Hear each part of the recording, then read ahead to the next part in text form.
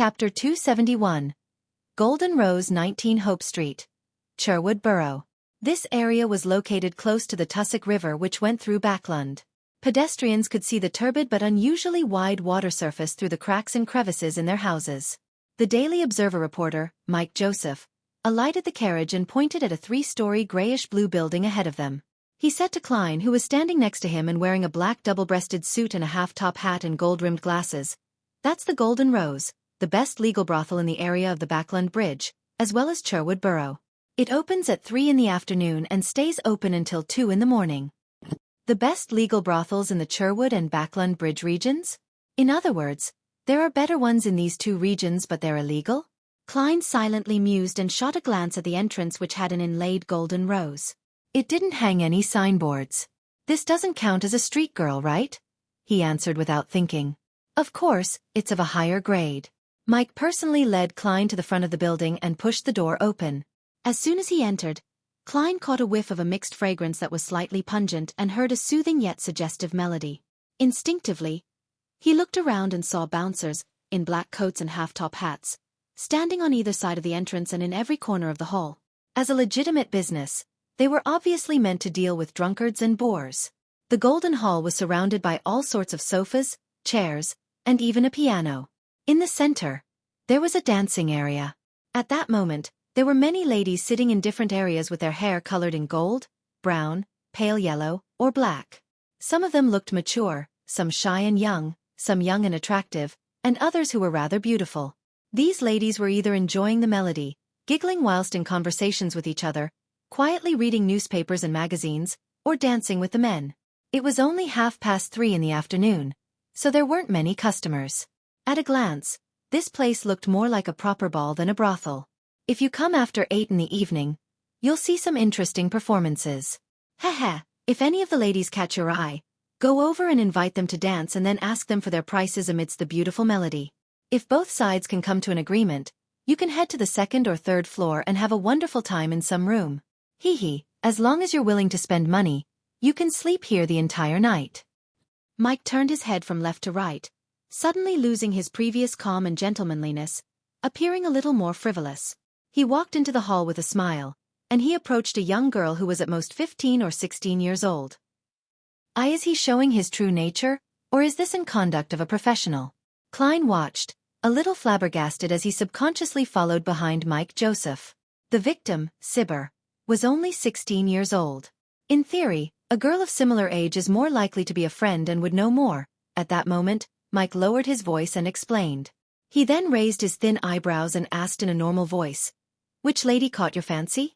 "I'm just your bodyguard," Klein responded with very normal logic. Mike slightly nodded and suddenly laughed.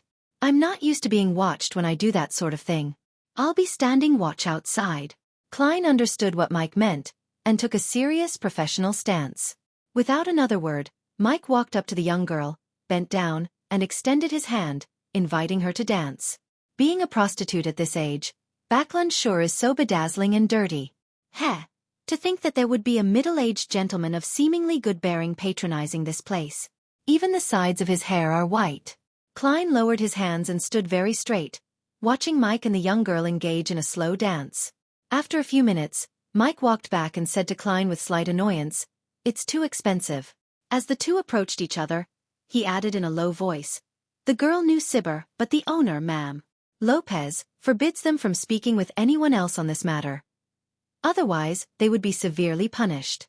God, when the punishment was mentioned, the poor girl even shuddered instinctively. I can imagine how horrible it must be. Helpless, Klein sighed in sympathy, and asked in a suppressed voice, "So, what are you planning to do?" "I don't want to cause trouble for those girls again. I plan on going straight to Ma'am Lopez." Mike patted Klein on the shoulder and said, "Protect me."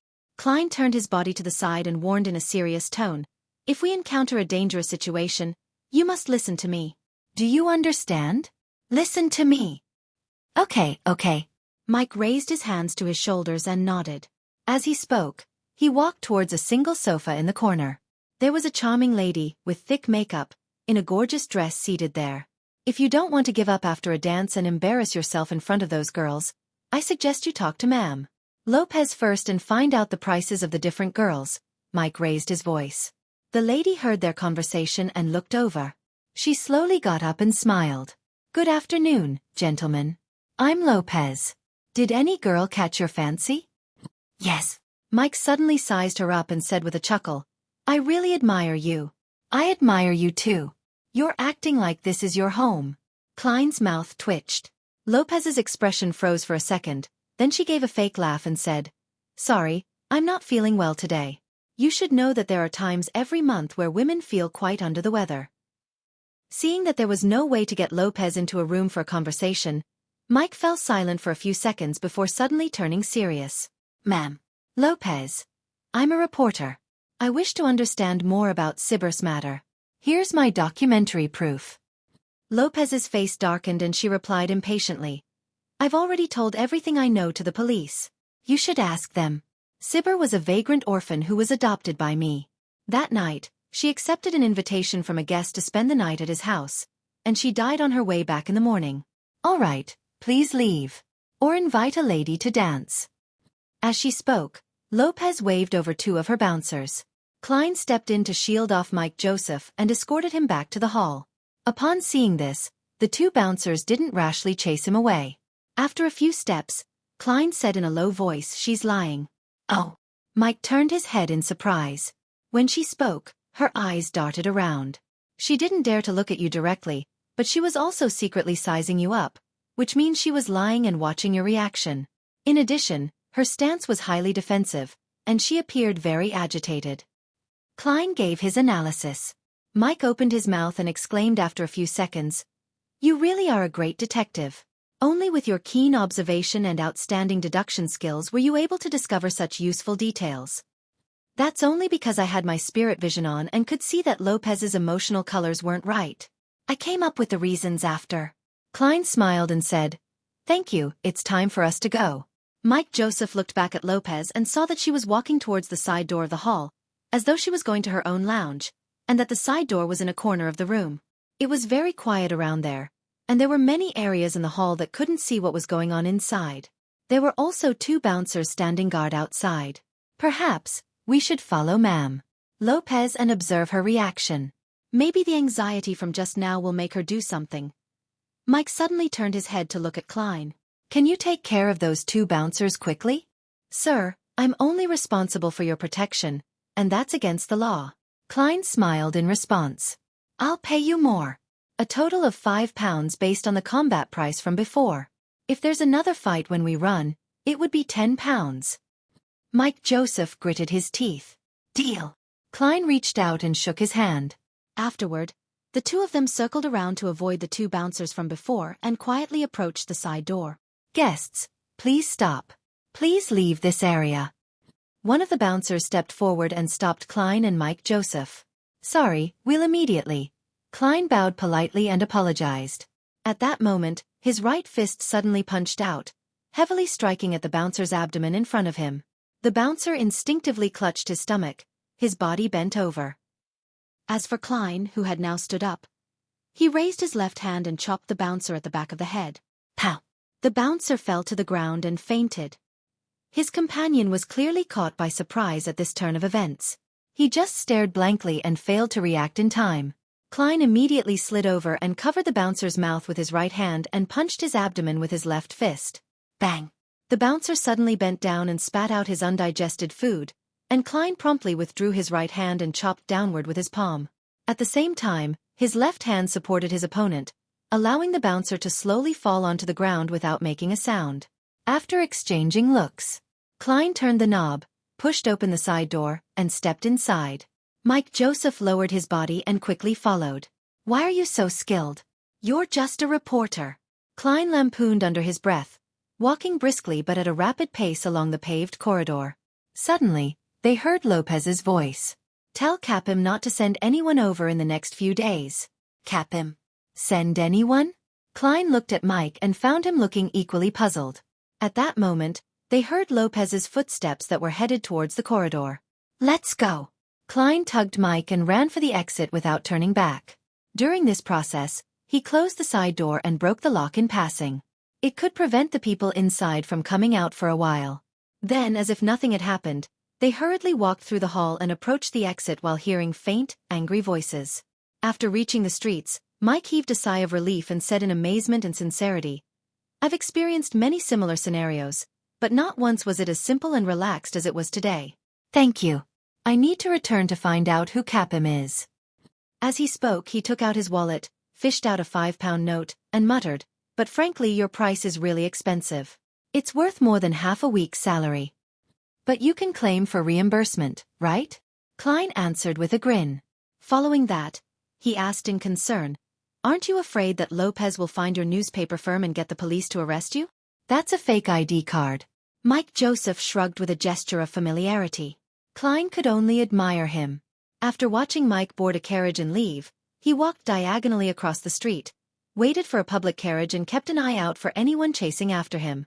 At that moment, a rental carriage slowly approached and stopped in front of him. A middle-aged man in a black coat stepped out the carriage and nodded at Klein. He had blue eyes, a thin face, and gray temples. It was the same old gentleman that Klein had seen in the Golden Rose. "He's not a customer of the Golden Rose. He's just like us." Klein suddenly came to this realization. "Hello, I'm Detective Isengard Stanton. I'm assisting the police in this case. Can we have a chat?" The middle-aged man pointed at the carriage tracks. Chapter 272. Observing each other. Detective? A colleague. However, the fact that he's able to assist the police in dealing with such a serious case shows that he truly is a well-known detective, at least within Civilau's Yard. Isn't the serial killer involved in devil worship supposed to be handed over to the Nighthawks, mandated punishers, or the machinery hive mind? All the police department needs to do is send a few assistants. So why would they need to seek the help of a private detective?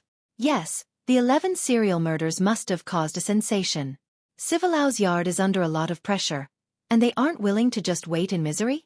Many thoughts flashed through Klein's mind, but on the surface, he revealed a smile. All right. He boarded Isengard Stanton's rented carriage and saw a young man with brown hair inside. "This is my assistant, Isengard," who had a thin and angular face, introduced. "Please have a seat." He didn't close the carriage's door, nor did he let the carriage driver drive the horse forward to show that he meant no harm. Klein deliberately sat down uneasily and asked worriedly, "What would you like to talk about, Mr. Stanton?" Isengard took out a dark pipe and said, "I want to know what you've learned from following Ma'am Lopez. Did you hear or discover anything?" "I'm also a detective, and you should know that we have confidentiality agreements in this business," Klein deliberately replied as though he was in a dilemma. "I'm asking you on behalf of Civilau's Yard. This has nothing to do with a confidentiality agreement." Isengard rubbed the pipe with his thumb. "A pound, how about £2? Having learned a lesson from the previous incident with Massault, together with the fact that there was no need to keep it a secret, Klein replied without hesitation, "Sure." "All right." Isengard smiled and took out 2 £1 notes from his pocket. Klein acted as though he was recalling something before frankly saying, "We only heard one sentence." "Ma'am." Lopez attempted to order her subordinates to tell Capim that he's not to send anyone over in the next few days. "Capim?" Isengard nodded, seemingly enlightened. "Got it. You know Capim?" Klein didn't hide his surprise. Isengard handed the notes over and said with a faint smile, "He's one of the most controversial magnates in Sherwood Borough. In Backland, innocent girls often go missing along deserted streets, and after a long time, they might be chanced upon in all sorts of legal or illegal brothels. A lot of rumors point to Capim as the criminal honcho filled with blood and filth on his hands, but due to a lack of evidence, he remains free to this date. Furthermore, he knows a lot of important people. If that's true, then this fellow should die 1,000 times over." Klein nodded, sighed, and said, "This is Backland, Mr. Stanton. I shall bid you farewell." "Thank you for your cooperation." Isengard got up midway as a polite gesture to send him off. "By the way, your fighting skills are excellent. Maybe we'll have a chance to work together in the future. How should I address you?" "Sherlock Moriarty," Klein answered briefly and got off the carriage. Only when he boarded a newly arrived tracked carriage did Isengard Stanton instruct his assistant to close the door and order the carriage driver to head towards Hillston Borough. Turning his head to the side, he looked out of the window. The gray-haired elderly gentleman had put away his dark pipe, pulled out a brass ornament from his pocket, slowly stroking it in his hand. The brass ornament was a pocket-sized open book with a vertical eye in the center. The appearance and get-up of Mr. Moriarty from just now were a bit out of place. He wore very cultured gold-rimmed glasses, but he had deliberately grown a beard around his mouth, making him look crude and barbaric. This is not quite in line with the norm. In this day and age, people who wear gold-rimmed glasses tend to care a lot about their image, the image of having knowledge and bearing. Maybe he's trying to hide something. Of course, it's also possible that he's a gentleman with an unusual aesthetic sense. Isengard seemed to be talking to himself, but he also seemed to be teaching his assistant. At that moment, Klein, who was sitting on the carriage, mumbled to himself silently as he leaned against the wall, that Detective Isengard Stanton is problematic. Ever since I activated my spirit vision, he had a blue color of rational thought and indifference and maintained a purple color of spirituality dominance. There weren't many other colors of emotion appearing. For normal people, unless they're wholeheartedly focused on studying a difficult problem, it's very difficult to maintain similar states for extended periods of time. Other emotions will inevitably appear, the difference being the issue of how long they can remain in that state. Yes. Either Detective Isengard Stanton is one such genius at observation and reasoning with extraordinary talent, or he's a beyonder. The tracked public carriage had 2 floors as it ferried more than 40 passengers towards the Backland Bridge area. Klein gradually reined in his thoughts and cast his gaze out the window and admired the 2 to 3-story buildings on the other side of the road. Occasionally he could see brown houses 5 or 6 stories high, a sign of Backland's latest trend and of the kingdom's most advanced construction technology. After a transfer, Klein arrived at Iron Gate Street and got off the carriage opposite the Bravehearts bar. As it wasn't the peak period at the bar yet, the moment he entered, he saw Caspers drinking at the bar. The old man with the brandy nose had requested for a glass of Langsky Proof. His eyes narrowed in satisfaction as he savored the fragrance of the malt and the burning sensation in his throat. Klein moved closer, rapped the counter, and asked with a smile, "Is Marek here?" At the same time, he had one hand in his pocket as he gripped Azek's copper whistle, using his spirituality to shield its negative effects. Before he finished his sentence, he felt gazes sweep past him. It was evident that they were observing him. By the time he finished asking his question, the gazes moved away from him and focused on Caspers. The old man with the huge scar on his face opened his eyes, and when he saw that it was Klein, he said in a bad mood, "He didn't come. He didn't come yesterday either. He didn't come." Klein let out a breath of relief, no longer using his spirituality to rap Azek's copper whistle. "When I mentioned Marek, someone looked at me. When they heard that I was asking him for his whereabouts, the gaze shifted again. Someone is also looking for Marek." Klein resisted the urge to turn around and observe as he analyzed the abnormality. Combined with an original doubt of his, he felt that the question now had a general answer to it. "I was puzzled last week. Why would a Sequence 5 Miss Bodyguard accept a 3-day protection mission for £1,000? This isn't to say that the price is too low, but rather that someone of that level already counts as a powerful person. In the Church of the Goddess, she's qualified to be a Nighthawk deacon or a diocese bishop. If she can gain the favor of a holy artifact, she can even compete for the position of an archbishop or a high-ranking deacon. Among the various secret organizations and intelligence agencies, Sequence 5 also implies that the person would be the person in charge of a borough or at least the number 2 or 3. Even if it were a beyonder who isn't a part of any organization, a person with such strength would be able to establish a small organization of their own. No matter which point of view it was from, Miss Bodyguard could enjoy tributes from her subordinates, so there was no need for her to personally take the job. At the time, I thought that I had most likely hired a Sequence 6 security guard, who would be able to last a little longer against the experts sent by Bakerland, creating a chance for me, but who knew that Miss Bodyguard would be so terrifyingly strong? Judging from today's events, Miss Bodyguard and Marek are probably similar to me.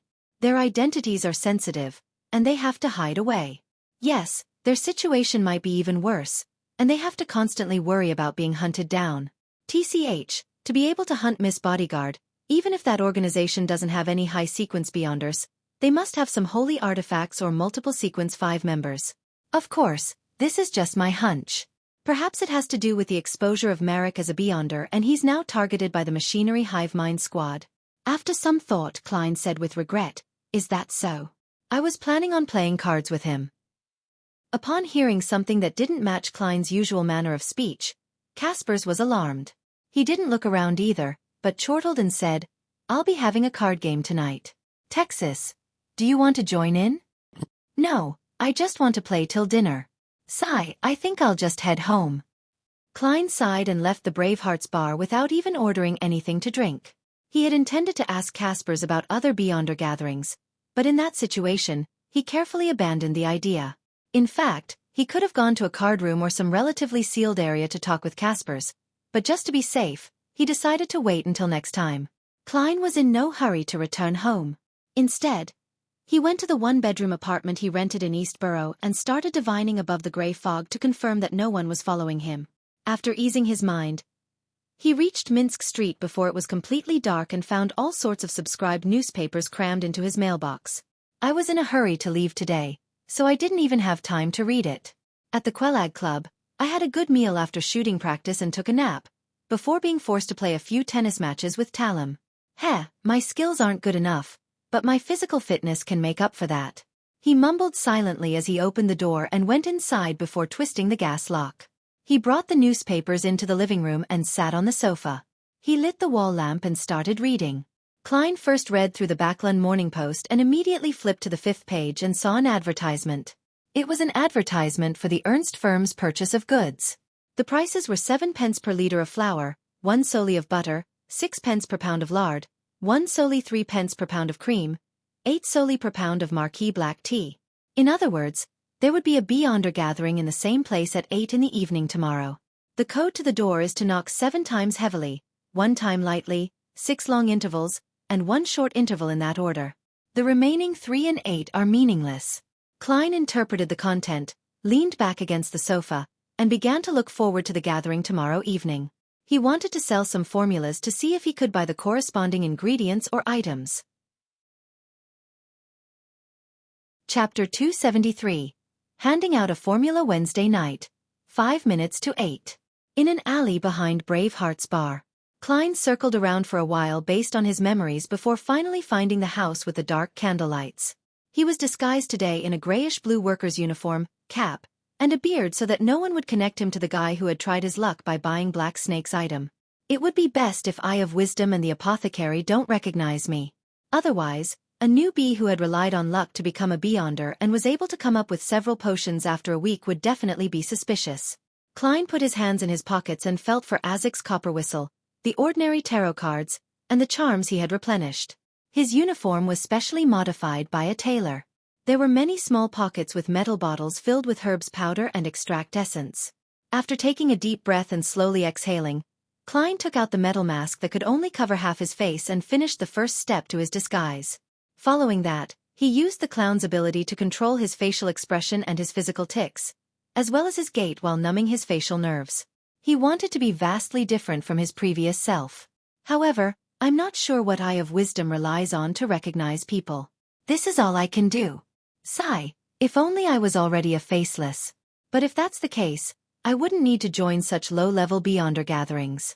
Klein stood outside the door in silence for a few seconds. He then raised his right hand and knocked on the door. 7 hard knocks and 1 light one, with 6 long pauses and 1 short pause in between. Almost without waiting, the small wooden board on the door was silently pulled open, and an eye appeared behind it. It examined the visitor from head to toe.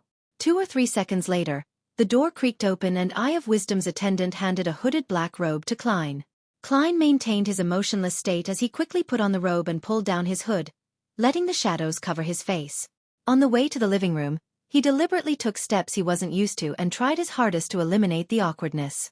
There was only 1 candle in the dark and silent room and quite a number of members at the gathering. Klein didn't choose a corner like the previous time. Instead, he sat on a high stool right in the center. In short, he wanted everything about his external appearance and behavior to be completely different from the previous 2 times. And it was precisely due to his identity as a clown that gave him this domain of expertise, allowing him to reflect his own body into his mind and gain fundamental control over it. The living room was so silent that it appeared frozen. Time passed by, and finally, Eye of Wisdom looked at the clock on the wall and said in his ancient voice, "It's time. Let's begin. We don't need to wait for our late friends." Just as he finished his sentence, Klein immediately said with a hoarse voice, "I want to sell potion formulas. They are Sequence 9 Bard and Sequence 8 Light Suppliant from the Church of the Eternal Blazing Sunday. The former is £220 and the latter is £450. This was the most suitable plan that he could come up with after much consideration. The Spectator and the Telepathist potions were related to the Psychology Alchemists, a secret organization that was still active in Backland in the Lone Kingdom. If he recklessly produced them, he might attract their attention.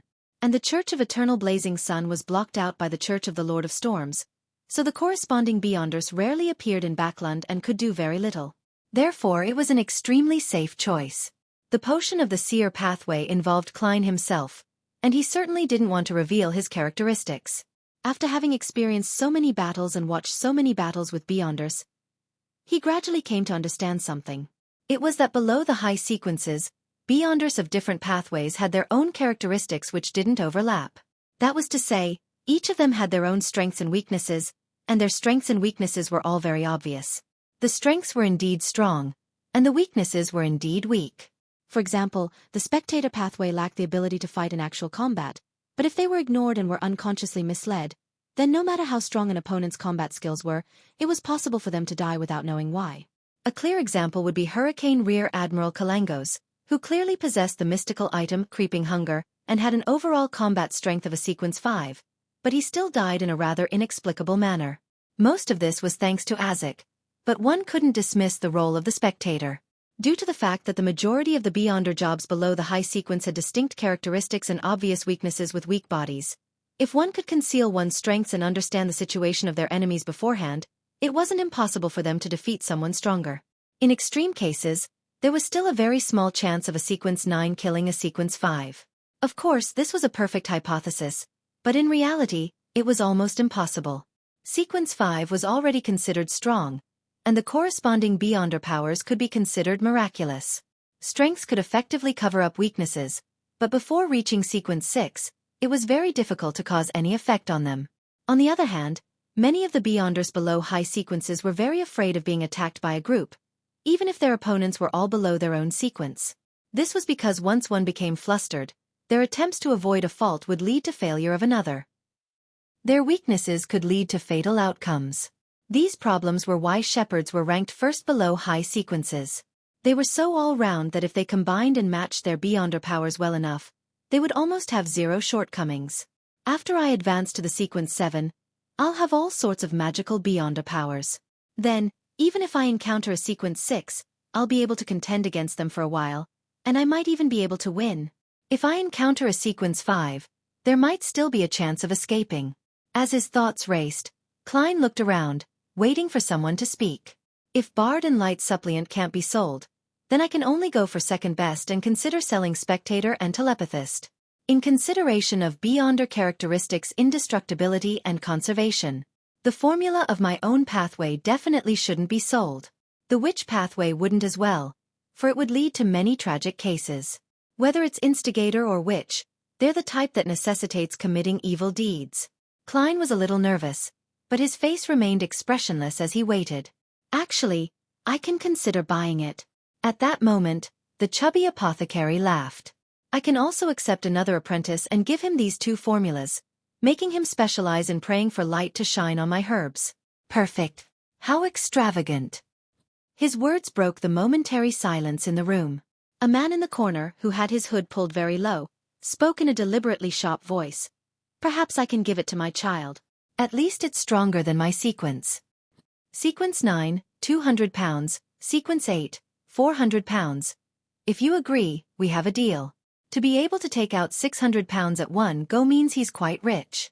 That's enough to buy a house in Tinjin City. Klein pretended to think, looked at the other members at the gathering, and observed their reactions.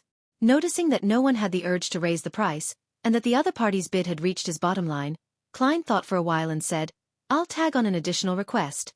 You cannot sell these 2 formulas in this gathering, but you are free to do as you wish elsewhere. The man said sharply, All right, Mr. Eye of Wisdom will bear witness. Klein didn't know how to prove that the formula was real, but he didn't want to ask as it would expose the fact that he hadn't participated in many gatherings.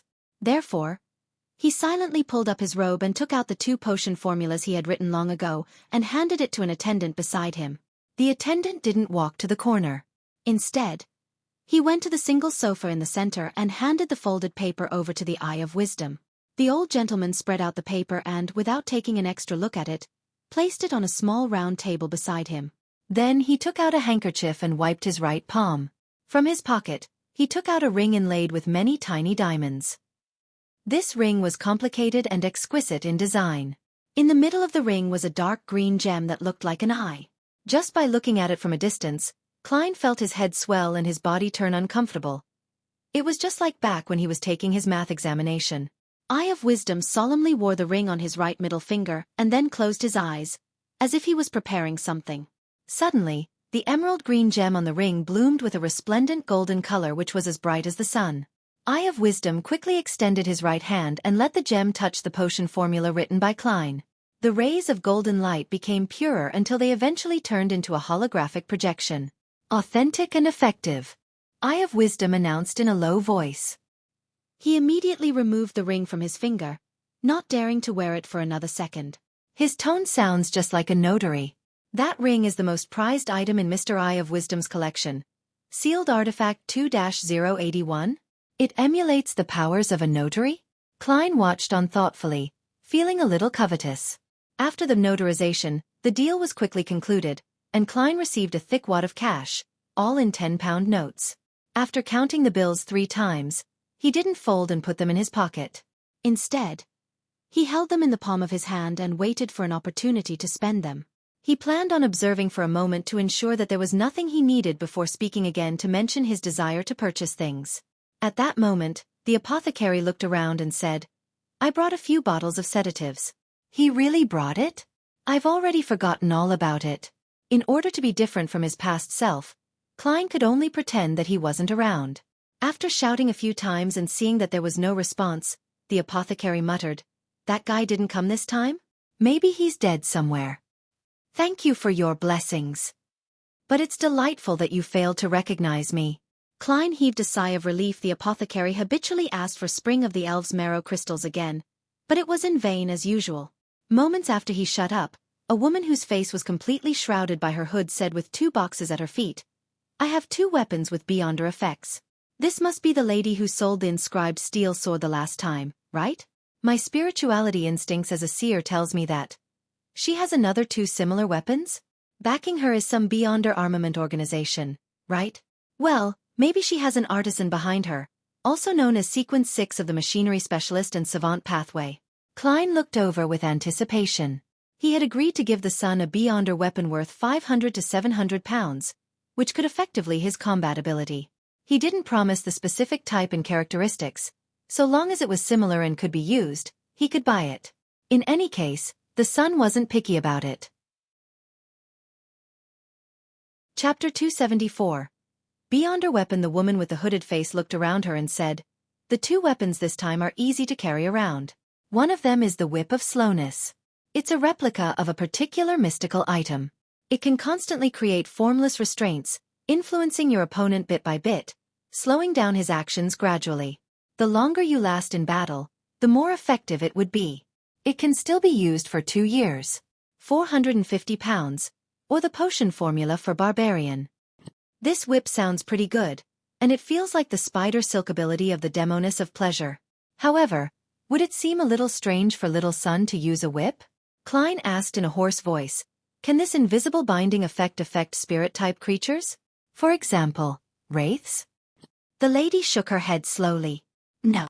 Without waiting for any further questions, she continued introducing. "The second weapon is called the Axe of Hurricane. It can raise the user's agility and running speed. There's also a 15% chance of inflicting a numbing effect to the enemy and a 5% chance of producing a bolt of lightning. If used in a thunderstorm, the chance of the lightning bolt will be raised to 50%. This has all been verified through experimentation and concluded through copious amounts of data. This weapon's effects can last for no more than a year. 520 pounds or the potion formula to Barbarian. This is much stronger than the Whip of Slowness. If it wasn't for the fact that it only has the Beyonder effects for a year, it probably wouldn't be this price. Right, according to the description of Little Sun and the scene I vaguely saw, in the air above the City of Silver and the surrounding area, there are always flashes of lightning. The highest frequency is during daytime and the lowest frequency is during nighttime. This is very similar to a so-called thunderstorm environment. If it's really effective, then this Axe of Hurricane would be a truly mystical item in the hands of Little Sunday. Each strike has a 50% chance of blasting out lightning.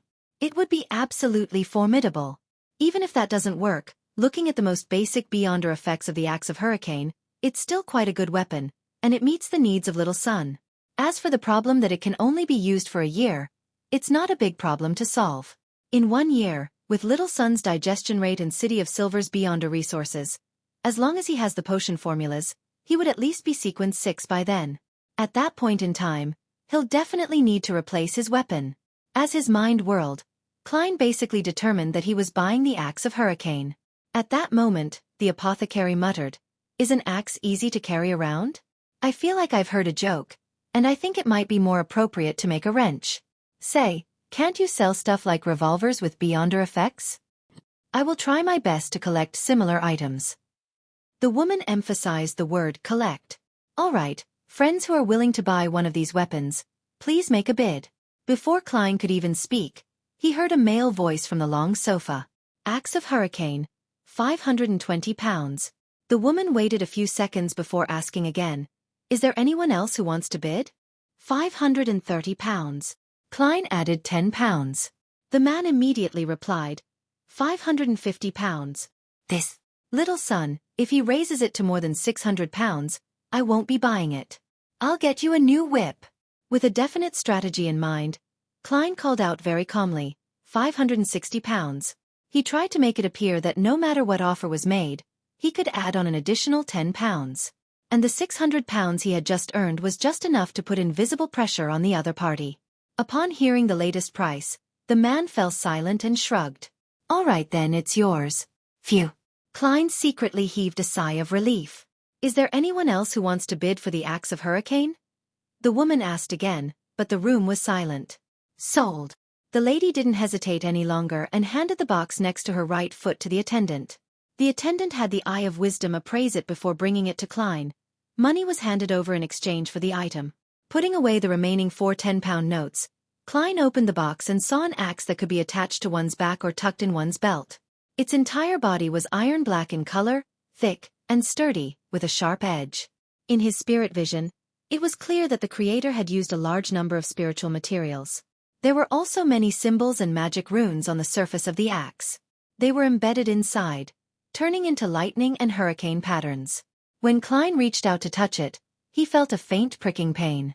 He nodded and placed the box on his lap. "It can be exchanged for the true root and juice of a mist tray ant. My magician potion is only missing the spinal fluid of a dark-patterned black panther. I've made a good deal of money in my past few commissions, and together with my original savings and what I just have left, I have 209 pounds 5 solis and 5 pennies on me. The Beyonder ingredients corresponding to sequence 7 are valued at 500 to 700 pounds. Heh, I still had to sell formulas or knowledge. Yes, I'll take the time to check on Leopard this week and confirm the progress of his bicycle." Klein stopped bidding and quietly watched from the sidelines. Later on, someone bought the Whip of Slowness for 480 pounds, and a Beyonder ingredient called Heart of Featherman wasn't sold because its price reached 1,600 pounds and nobody wanted it. According to his knowledge of mysticism, Klein knew that this Beyonder ingredient would be classified in the category of sequence 6. In the following transactions, more failed than succeeded. After all, most of the Beyonders who came to the gathering had a specific purpose, and they wouldn't casually waste money and resources. They weren't like Klein, who bought any weapon as long as the Beyonder effects were good enough. "I want to sell a formula potion. Sequence 9, Corpse Collector, 230 pounds. Towards the end, a man sitting quietly in a corner said with a deep voice, "Corpse Collector? I remember that this potion formula can only be found in the Church of the Evernight Goddess, Church of the God of Combat, and the Numinous Episcopate. Has an undercover Nighthawk sneaked in, or is he a member of the Numinous Episcopate who's trying to revive death? Of course, it isn't that strange for low-sequence formulas to be found in the wild. This isn't a huge secret. I remember old Neil mentioning that the formula for Corpse Collector involved a desiccated black-spotted frog." Klein controlled himself and didn't smile. He thoughtfully looked ahead and discovered that the potion formula of Corpse Collector was quickly sold. The potion formula for sequence 9 is very easy to sell. Before, there was just a single sequence 8 Folk of Rage formula that failed to close several times, while my light suppliant formula matched with sequence 9 Bard was sold relatively easily. Yes, most Beyonders would collect Sequence 9 formulas if they have the money to spare. They can give their own children and students more opportunities to choose from, allowing them to walk a path that they preferred. Under this premise, if a Sequence 8 formula doesn't have the foundation Sequence 9, they would have to wait for Beyonders who are attempting to advance, and there might not even be one in 1 to 2 years. After all, the circle of Beyonders is very scattered, and most people don't know about the acting method. Yes, they also don't know the law of Beyonder characteristics conservation and indestructibility. Klein silently thought and didn't speak. After another 15 minutes, seeing that the gathering was about to end, he asked probingly, "Who has the complete spinal fluid of a dark-patterned Black Panther?" Silence. No one spoke in the living room. Klein thought for a moment, then added, "I will provide payment that no Beyonder would refuse. For example, the law of Beyonder characteristics conservation and indestructibility. Unfortunately, I've already sworn to the goddess that I wouldn't impart the acting method to anyone else. I've already died once. I wonder if that oath is invalid." Klein forcefully retracted his scattered thoughts, but he still didn't hear anyone speak. "Okay, next." He deliberately made a shrug that he wouldn't normally do. The apothecary cleared his throat and said, "I've brought quite a few of my own medicine. Take a look at what you want. It's not expensive at all. It's just a few pounds or even a few solely." When the lady selling Beyonder weapons heard this, she asked curiously, "I want to know if the dangerous beast in the sewers has been eliminated?" The apothecary snorted immediately. "You asked the right person." After saying that, he spread out his hands. "I don't know either. After I got someone to make a police report, I haven't been to the sewers ever since." "Bro, you're asking for a beating. It must have been hard for you to grow up so healthily." From the looks of it, it was very wise of you to choose the apothecary job. Klein couldn't help but lampoon in Chinese. The woman took a deep breath and slowly exhaled without saying a word. When all the strange medicine the apothecary had brought were sold, Eye of Wisdom announced that the gathering was over. He delegated Klein to be fifth to leave, through a secret passage in the basement. From the looks of it, Eye of Wisdom didn't recognize me either. With some relief, Klein took off his hooded robe and tossed it to the attendant. Then, he walked out of the passage and skillfully circled around it. After confirming that no one was following him, he took off his iron mask, left the secluded street, took the box containing the axe of Hurricane, and headed straight to East Borough. There were no gas lamps on Black Palm Street in East Borough, and after dark, it was like an abyss. In a particular apartment here, Klein sealed the room with a wall of spirituality. Then he summoned himself and carried the axe of Hurricane above the grey fog. If it had been a little heavier, I wouldn't have been able to carry it with me even if I had Mr. Azek's copper whistle to reinforce my spirit. Then, I would have to switch to a sacrificial ritual. Klein mumbled, sending his thoughts to the illusory star corresponding to the sun. "The world has sacrificed the weapon to me. You can prepare the bestowment ritual." City of Silver. Upon seeing the grey fog and hearing Mr. Fool's instructions, Derek Berg immediately sat up and rushed to prepare. Before holding the bestowment ceremony, he silently took out his knight's sword and made a few vertical slashes to ease his anticipation. Would it be a straight sword, a broadsword, or a rapier? Derek stopped without realizing, unable to stop himself from thinking, and subconsciously pictured himself using that powerful weapon. After a while, during the ritual, he saw the Beyonder weapon that belonged to him. It was an axe. Chapter 275. Pound Family. Dear Mr. Fool, please tell Mr. World that I'll try to gather the Miss Trent's true root and juice as soon as possible. After receiving the son's reply, Klein nodded indiscernibly and muttered to himself, "From the looks of it, he's rather satisfied with the weapon." Even without the additional effects from the environment, the axe of Hurricane is still quite a formidable weapon. He had passed the information regarding the Beyonder weapon's characteristics and limitations to the son. He didn't describe it directly in order to avoid sounding naggy. He needed to maintain his image. After doing all of this, Klein didn't stay any longer and immediately returned to the real world, changed his clothes, and left Black Palm Street. East Borough, Dharavi Street. In a cramped but lively pub. Zio Dairy Cha covered her nose and mouth as she squeezed in. To her, what was bad about this place wasn't just because it smelled of alcohol and sweat, but that she would easily encounter people much taller than she was. She had to face their armpits and the strong odor was nauseating. Using a great deal of effort and even using the powers of an arbiter, Xiao finally squeezed her way to the bar counter and saw the man she was looking for. It was a young man in his 20s.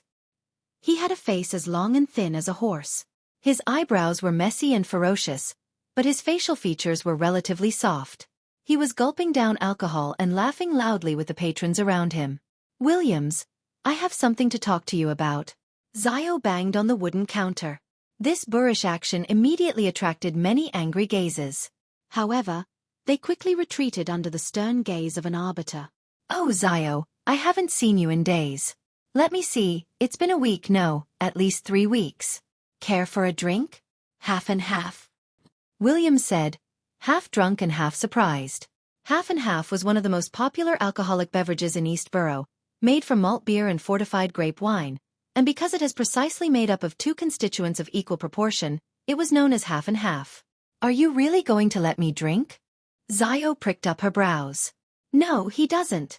The boss, who was wiping the glasses, hurriedly answered on Williams's behalf. He clearly remembered how deadly the girl would become when she got drunk.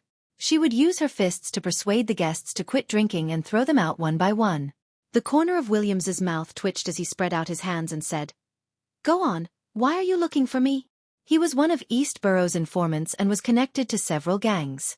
Xiao frowned and said, "Williams, can't you quit drinking? Save your money, marry a nice girl, and come home every day to hot water, food, and warm greetings.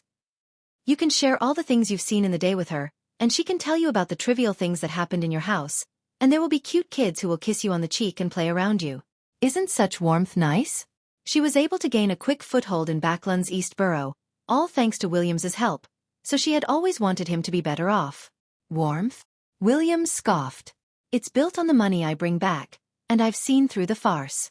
If I could bring home 20 soldi a week, I'm sure my family would be warm and just as you described it to be. But if not, Lord, the screams and insults from the woman, the cries and shrieks of children, would drive me crazy. My mom is a good example. Every time my old man comes home, he'll beat me up and make a ruckus, so if that's the case, I might as well use the soldi and the pence on me to trade for drinks. No one cares how much I earn here. Everyone drinks and chats, and the mood is really good.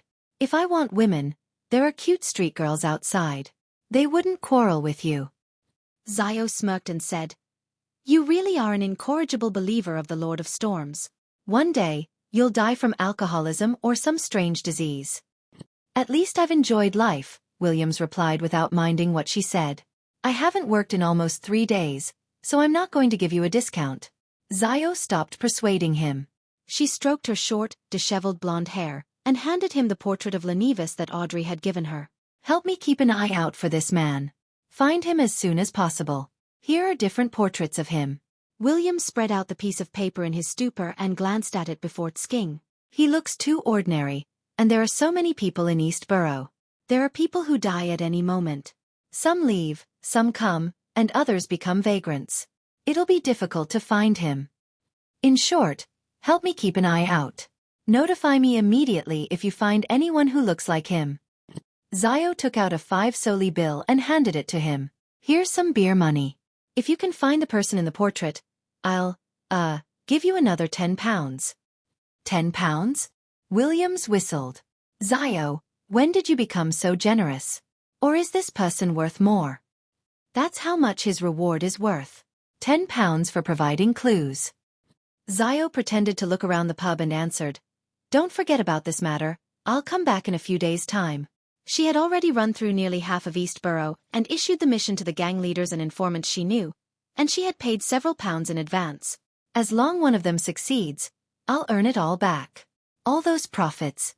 Xiao silently cheered herself on and walked out of the pub with her nose and mouth covered. At that moment, the scene gradually turned chaotic due to some conflict between a few drunkards. Xiao glanced over in exasperation, then raised her voice and shouted, "Stop!" A sense of dominance reverberated within the pub, and it was as though the drunkards had met their nemesis as they hurriedly sat down. Some of them even hugged their heads and squatted on the ground. "Phew, I wonder when I'll advance to sheriff." Xiao sighed, feeling a mix of satisfaction and anticipation. On Thursday morning, Klein took the long trip to St. George Borough, which was like another city altogether, to show some concern for his first investment. With his last tip and the revelation from Roselle's manuscript, Leopard was progressing very quickly on the bicycle project and had already built a crude prototype. This was very much in line with Klein's impression of bicycles. After a trial ride, Klein offered a few suggestions for improvements, saying he would disburse the second investment payment next week, and expressed his hope of bringing in new investors as soon as possible, so that the project could enter an industrial phase. The only problem was that Leopard believed that he was the inventor and had the right to name the product. He wasn't satisfied with the term bicycle, and intended to adopt the more popular term, bike. Klein didn't care. At noon, he returned to 15 Minsk Street, but before he could take off his hat, he heard a series of illusory pleas. Miss Justice? She has collected the information on the abject nobles so quickly? Still in thought, Klein prepared to enter the living room and head to the second floor. At that moment he heard the doorbell, and when he opened the door, he saw Julianne, the maid from the Sammers next door. Mr. Moriarty, Mrs. Sammer would like to invite you to a Sunday luncheon. There will be a lot of neighbors attending, the maid said as if she was reciting something. After his return last night, Klein had handed the portable camera to Mrs. Sammer and exchanged a few words with her, but he hadn't received any indication of a luncheon. That's right, according to the magazines, the middle class wouldn't invite anyone to an event in person, but instead, they formally sent their servants or maids to send the invitation. This is in line with Mrs. Sammer's style. Klein was puzzled at first before he immediately came to a realization, so he promised to punctually attend on Sunday. Who wouldn't want to have a free lunch? And Mr. and Mrs. Sammer aren't very difficult people to get along with, as long as you don't mind their showing off. Klein secretly added in his heart. He watched as Julian left. He closed the door behind him and walked toward the stairs, his eyes scanning the slightly messy living room, dining room, and kitchen. It's been a few days since I've cleaned up. I'm a bachelor, so it's not bad that I'm able to maintain a level of tidiness such as this. I have too many secrets, and I might even suffer an attack. It's not too good to just hire an in-house maidservant for chores. Yes, I should discuss this with Mrs. Sammer on Sunday and ask her to send her maid to clean up twice a week, and I'll pay for it. Many tenants and landlords have had similar agreements. Klein calmly walked into the bedroom on the second floor and drew the curtains. After entering the fog, he found that the prayer had indeed come from Miss Justice. This girl of blue blood sat on a piano stool, her hands on the keys. She wasn't playing the piano. Instead, she was whispering the honorific name of the fool that doesn't belong to this era. I've gathered the information regarding the abject nobles. I'm requesting permission to hold a sacrificial ritual and seek your help in passing it to Mr. World. That's quick. As expected of a professional. Klein immediately responded.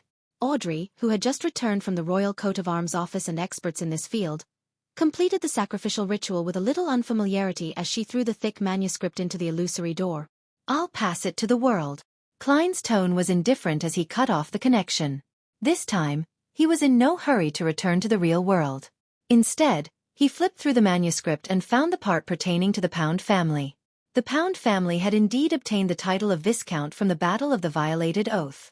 After that, they were loyal to the royal family, and they had quite a bit of power in the army and their own fiefdom. However, 32 years ago, two of the family's heirs died from serious illnesses, one after another. At that time, the old Viscount had no choice but to bring the child of a distant relative home. Not long after, the old Viscount passed away. As the child was still young, under the enticement and instigation of the servants, he changed the butler and turned foppish. In just 8 years he had lost most of his fortune and was reduced to a baron. Even the family's house in Backlund was sold. In the years that followed, his title was reduced once again to that of a baronet. Died of serious illnesses? Their corpses are probably nowhere to be found. They should all be in that innermost room in the underground structure, outside that bloody door. The old Viscount must have deliberately concealed the matter, preventing the royal family, military or churches to investigate. From the looks of it, the Pound family must have discovered the underground structure from the Fourth Epoch about 30 years ago. Perhaps, the underground secret door was built by them. But there are more than 2 corpses in that room. There were others who had entered in ancient times to probe the area? Well, I'll have to talk to Baronet Pound in a way that won't reveal my identity. Klein stopped thinking and looked at the last paragraph. He saw what he wanted. Baronet Pound, currently living at 29 Civilouse Street, Empress Borough. Chapter 276. Rafter Pound Civilouse Prefecture was located west of the Lone Kingdom, across the Hornacis mountain range from the Intis Republic. And in Backlund, there was a street named after it, on the edge of Empress Borough, where the headquarters of the capital's police department was located. Many people chose to settle down here for the peace of mind, and Rafter Pound was one of them. The baronet stood by the closed window in his warm activity room at Unit 29, in his cotton-quilted pajamas, staring diagonally across the street at Civilau's yard. He was in his early 40s, but the sides of his hair had turned white. He had puffy eyes and clear wrinkles on his face. His body constantly emitted the smell of alcohol. On the floor behind Rafter lay some torn lingerie, and opposite it was a burning fireplace. The baronet raised his glass and gulped the rest of the liquid in it. Then, he walked slowly to the door and returned to his bedroom to get some sleep. As there was no pipe to transfer the heat from the fireplace, he felt the bone-chilling chill of late autumn as soon as he left the activity room. "Damn it!" Rafter Pound cursed under his breath as he staggered to the bedroom door and twisted the handle. The bedroom was dark, with only a faint crimson glow shining in.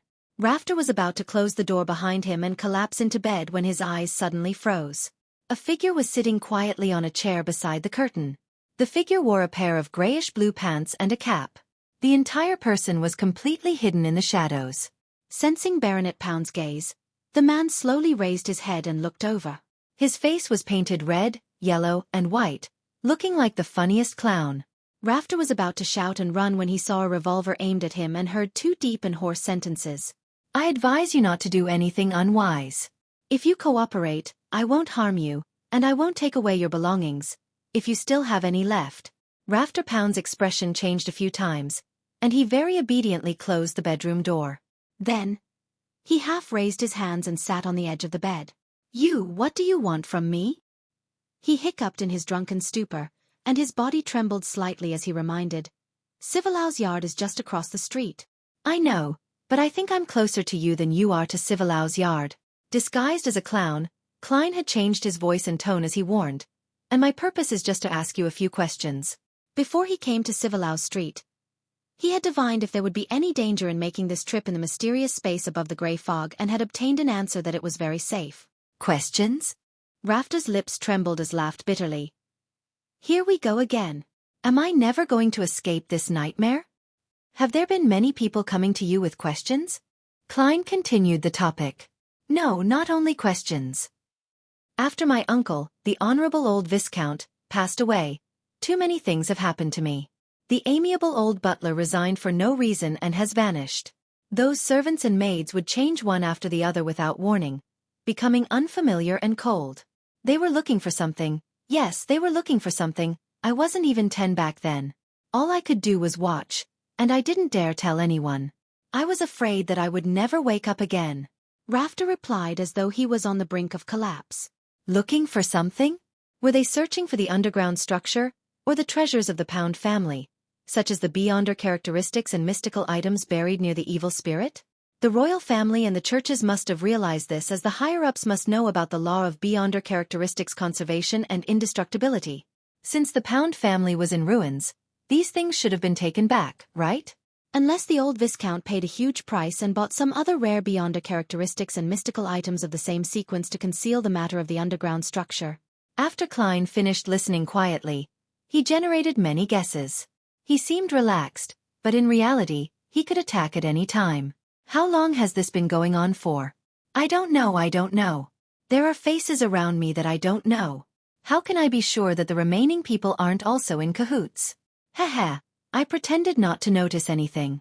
After trembling for a few years, I was enticed by them to do drinking, sex, gambling, smoking marijuana, and all sorts of things that make me look like a piece of trash.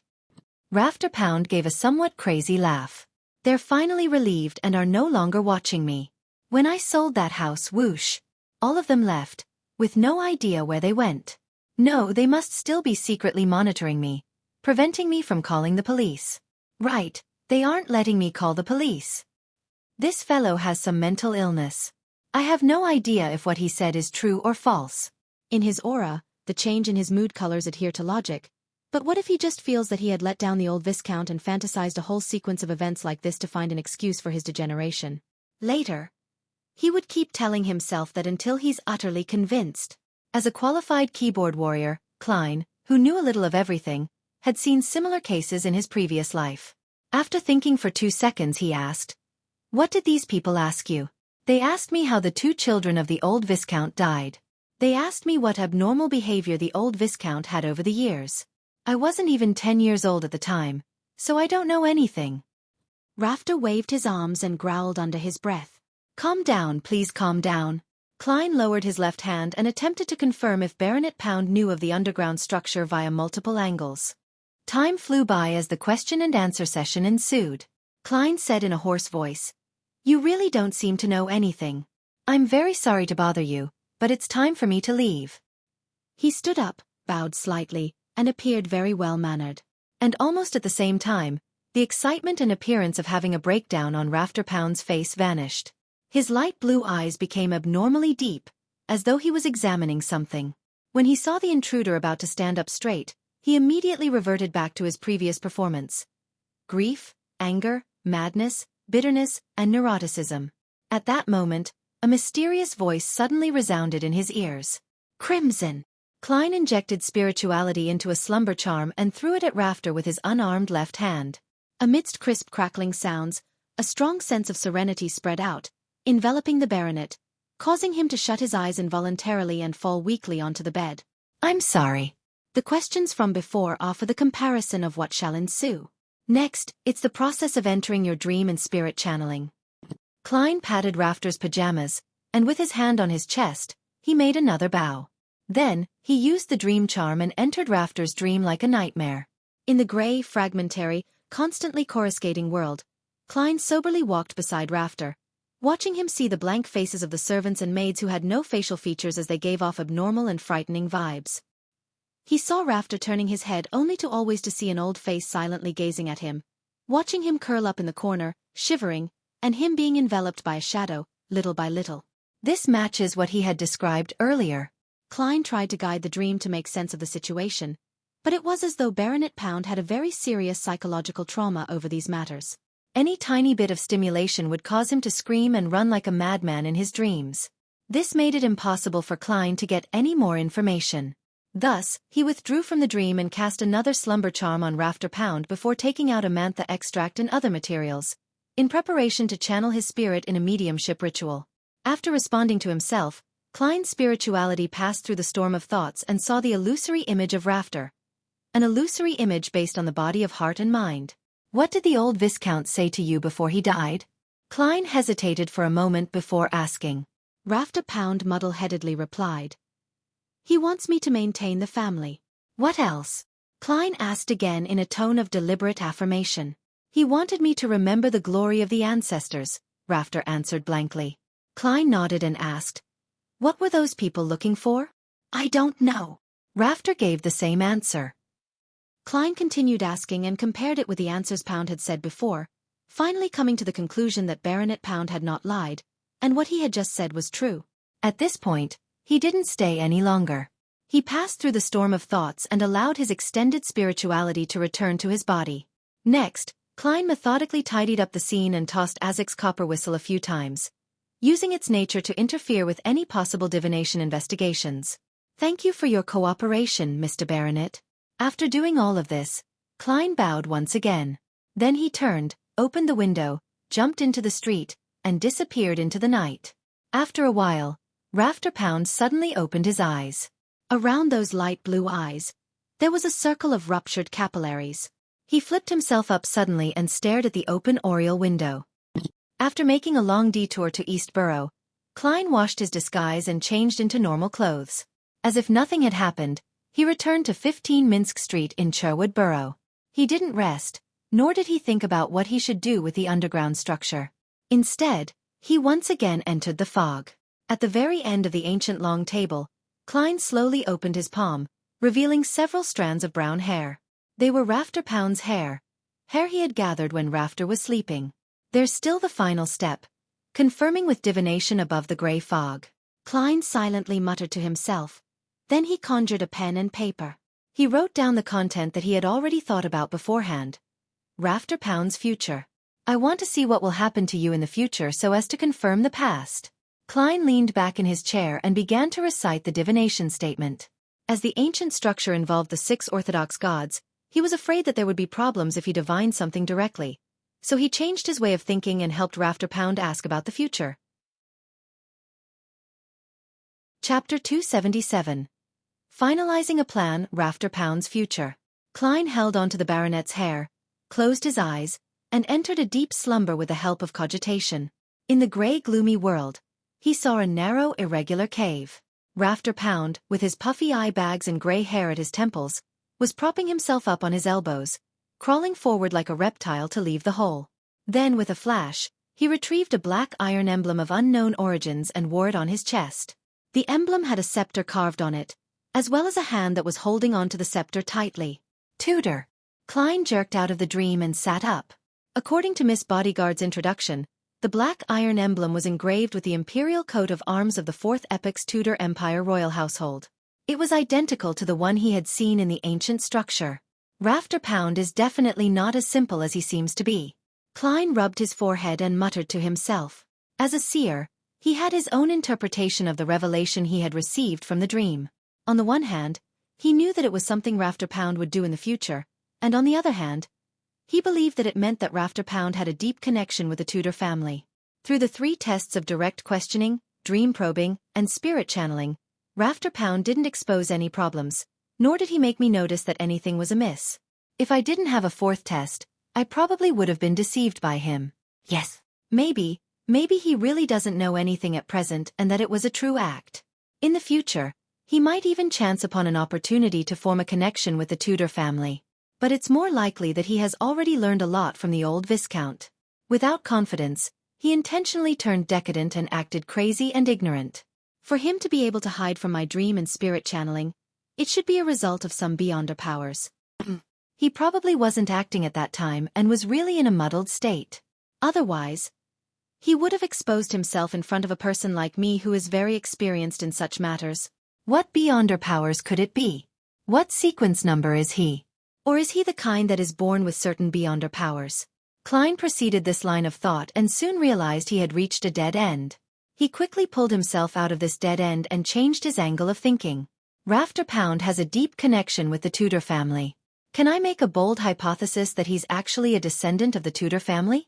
If the blood relationship between him and the old Viscount is real, then things are going to be interesting. The entire family is a branch of the Tudor family that changed its surname to escape pursuit. They contributed tremendously and were conferred aristocratic titles, and they returned to the center of power, one step at a time. Meanwhile, they were secretly searching for the secret remains left behind by the Tudor Empire in Backland. After an unknown period of time, they finally found something. Thus, they bought what currently belongs to Millet Carter's house and built an exaggerated basement, which was used to explore the surrounding area. 30 to 40 years ago, they found the ruins and built a secret door to it. But, during the exploration process, an accident occurred. That evil spirit didn't recognize any of the so-called Tudor descendants at all. The 2 heirs of the old Viscount died in that room, in the deepest corner, one after the other. Even their beyonder characteristics and mystical items couldn't be retrieved. Although the old Viscount spent a great price to buy similar beyonder characteristics, making it seem like the 2 heirs had died relatively normal deaths, the consecutive deaths made the royal household and the churches suspicious. Therefore, after the old Viscount passed away, Rafter deliberately exaggerated and distorted the secret investigations of the past, to frighten himself into having mental problems. He began to engage in debauchery so as to avoid the attention of others. This can explain what previously puzzled me. How can a Viscount family be placed under the control of some mysterious person without any action from the royal household and the churches? Even if controlling him was necessary, they would do it in a milder and undetectable manner. For example, using a faceless of my sequence 6 pathway. A child can even sense something abnormal, much less the powerful beyonders of the royal household and the 3 churches. The reason why they were unaware can only be explained by the fact that they were the ones who had sent those people. Yes. Back then, I surmised that the Tudor family and the Trunsoist family grasped the Dark Emperor pathway, so due to the need to act, they would establish dynasties to maintain the style and uniqueness of the Solomon Empire. On this point, Miss Bodyguard has indirectly proven it. The Dark Emperor pathway sequence 9 is lawyer, a beyonder job that is extremely good at using order. Yes. Rafter was able to deceive my dream and spirit channeling abilities because of this. Perhaps he's gone one step further? He cooperated with me sufficiently, so in his muddled state in the dream, he was still able to subconsciously use the loophole of order and affect the development in the direction he wishes to have. Upon careful consideration, during the process of spirit channeling, Rafter Pound didn't seem to really lie. However, his truth was only a partial truth. Maintain the family and remember the glory can be referring to the Pound family and also the Tudor family. Klein's train of thought became clearer bit by bit, and he had an overall assessment of the situation. From Rafter Pound's current attitude, the evil spirit shouldn't be able to escape without any external help. Otherwise, the baronet would have long thought of a way to save himself. It doesn't matter if the evil spirit would come looking for him. As long as it escapes the seal and creates a disaster, the secret of the underground ruins would be exposed to the royal household and the churches.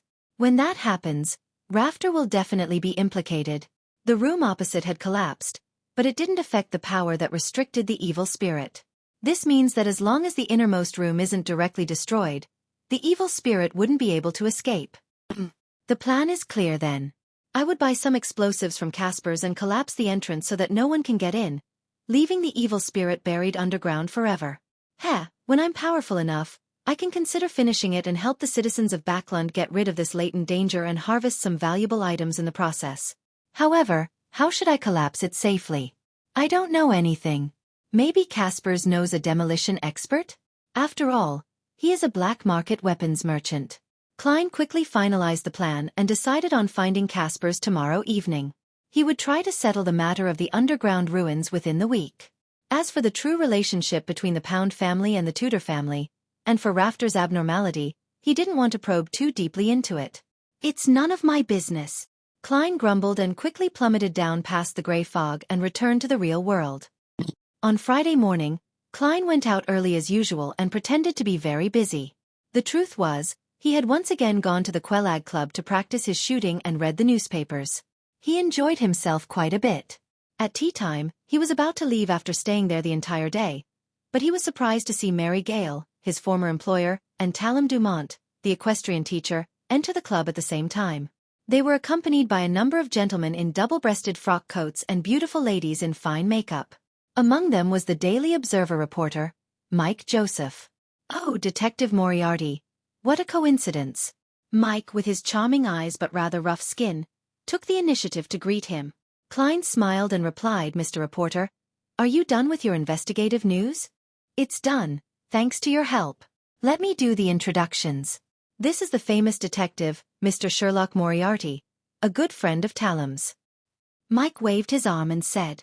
After both sides greeted each other, Mike continued, I've roughly figured out who Capim is. I'll tell you in detail when I have the time. In short, I have every reason to believe that Sibber's death was caused by a copycat killer and not by the serial killer. Haha, you will see the news of my investigations on the papers tomorrow. It's just as I thought. Klein smiled in response. At that moment, Mike seemed to remember something and turned his head to Mary Gale and said, I'll make an appointment with you for an interview regarding the air pollution situation in Backlund and its solution. However, you have to communicate with my editor-in-chief in advance to finalize the page in time. Mary's eyes lit up. All right. Thank you very much. Mike, why didn't I think of such a good idea? This is for the promotion of the National Atmospheric Pollution Council? This reporter, Mike, has quite a lot of experience after all. Although the Daily Observer isn't one of the best newspapers, its circulation is considerable.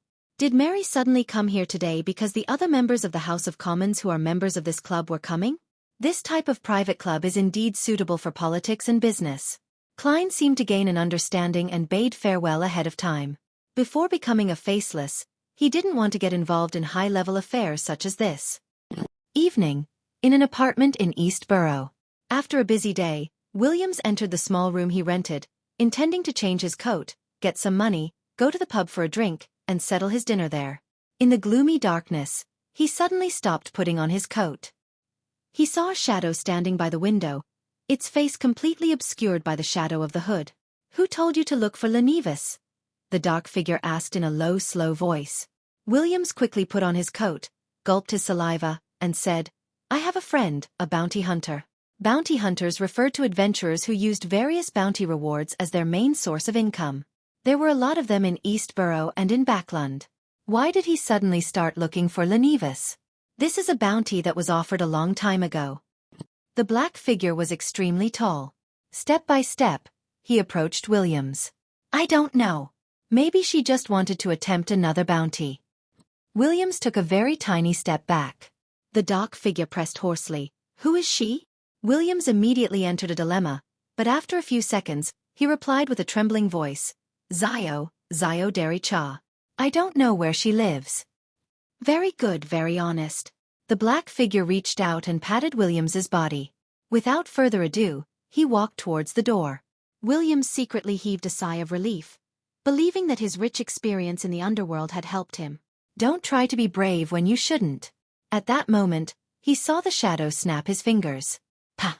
Williams's thoughts froze, and his body suddenly split into pieces, scattering in all directions, splattering the ground and walls with flesh and blood.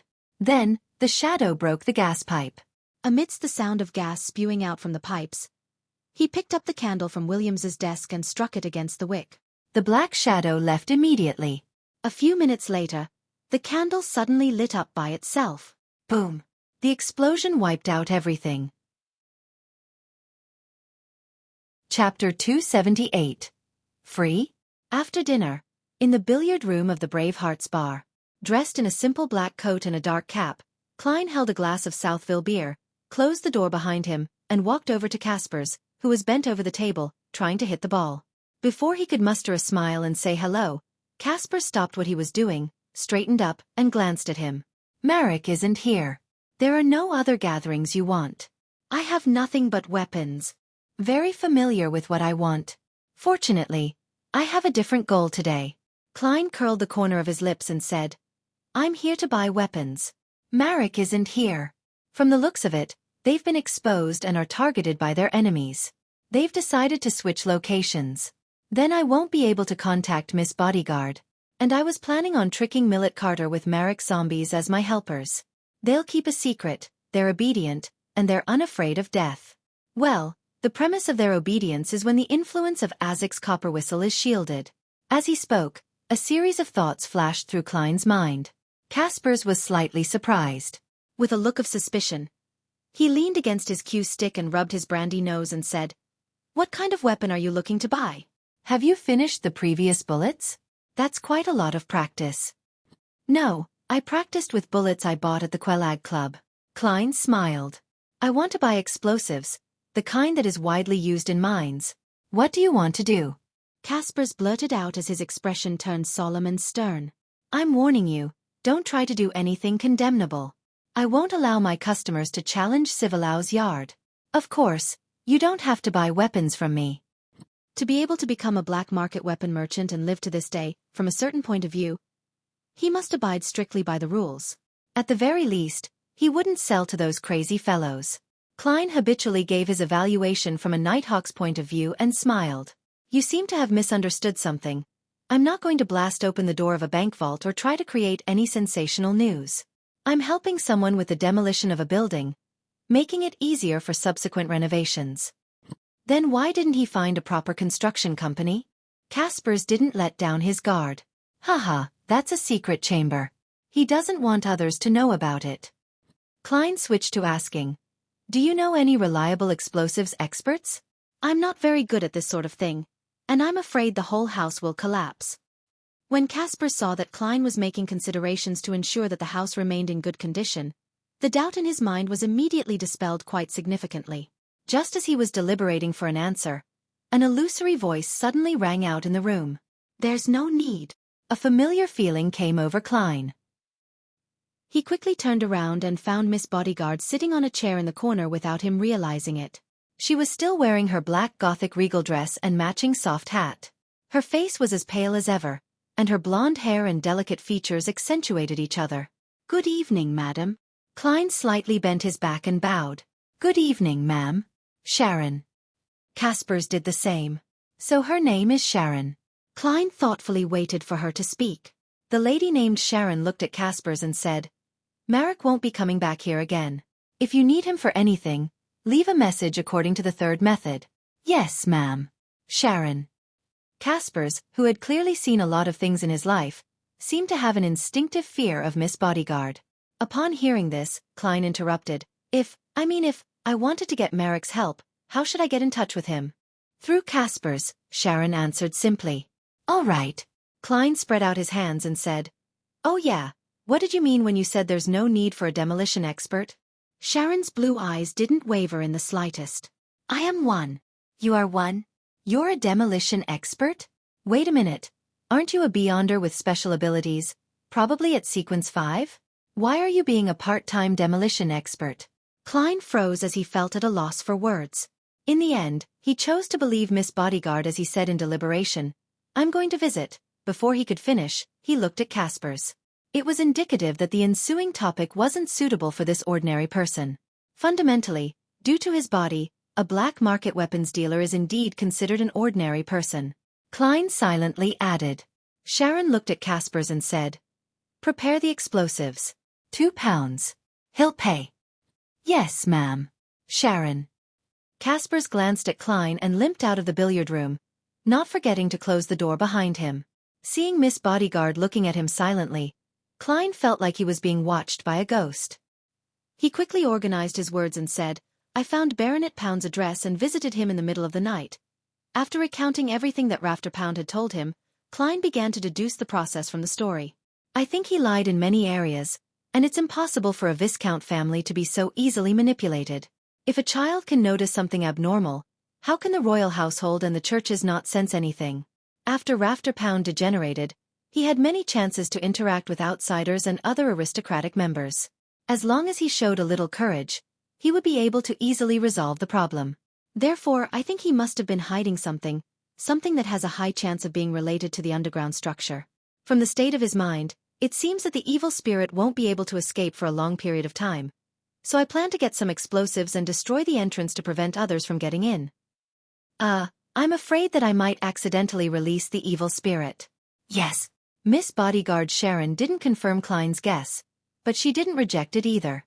At that moment, Klein hesitated and asked, I don't know much about demolition, so I'm preparing to draw a layout and hire a demolition expert to give me the positions to lay the explosives and their corresponding weights. If I ask you for help again, how much would I have to pay? If it's too expensive, it'd better for me to look for an ordinary demolition expert. After all, I'm getting only £50 from this, while Miss Bodyguard charges £1,000 for 3 days. Klein had already made plans. Free.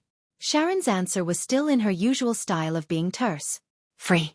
Klein was shocked. From what he knew, free things cost the most. Sharon sat quietly for a few seconds before giving a brief explanation. After collapsing the entrance, I'll be the only one capable of entering and exiting. This was what I wished to do. In other words, after you're confident enough, you plan on getting rid of the evil spirit and harvest the items within? In fact, destroying the entrance is to help you eliminate any interferences or the greed of others. After all, other Beyonders of other sequences are unable to pass through the boulders and dirt like a spirit. Yes, apart from the apprentice pathway, but they don't know about that underground structure. Klein nodded in enlightenment. Deal. After saying that, he hurriedly added, Can you borrow a few more subordinates from Merrick, subordinates with a tight lip? They'll be helpers to show to Millet Carta. All right. Sharon didn't refuse. Klein deliberately didn't mention making any payment for that as he smiled. Then, let's schedule it for 10 in the morning tomorrow. We have to explore the surrounding terrain in advance. We can't let the explosion cause any obvious damage. Sharon nodded slightly as her figure faded away into nothingness. Saturday morning, Zio Dericha once again rode in a public carriage to the East Borough to confirm any results that her commissions might have. While waiting for the transfer, she suddenly had the urge to buy a newspaper to read. She took out a penny and bought a copy of the Backlund Bulletin from a paperboy next to her. She quickly read through it. Suddenly, her eyes froze because of the news article on the 3rd page. At 7:10 last night, there was a serious explosion in the apartment building at 1 Dharavi Street in East Borough. It's suspected to be a result of a gas leak.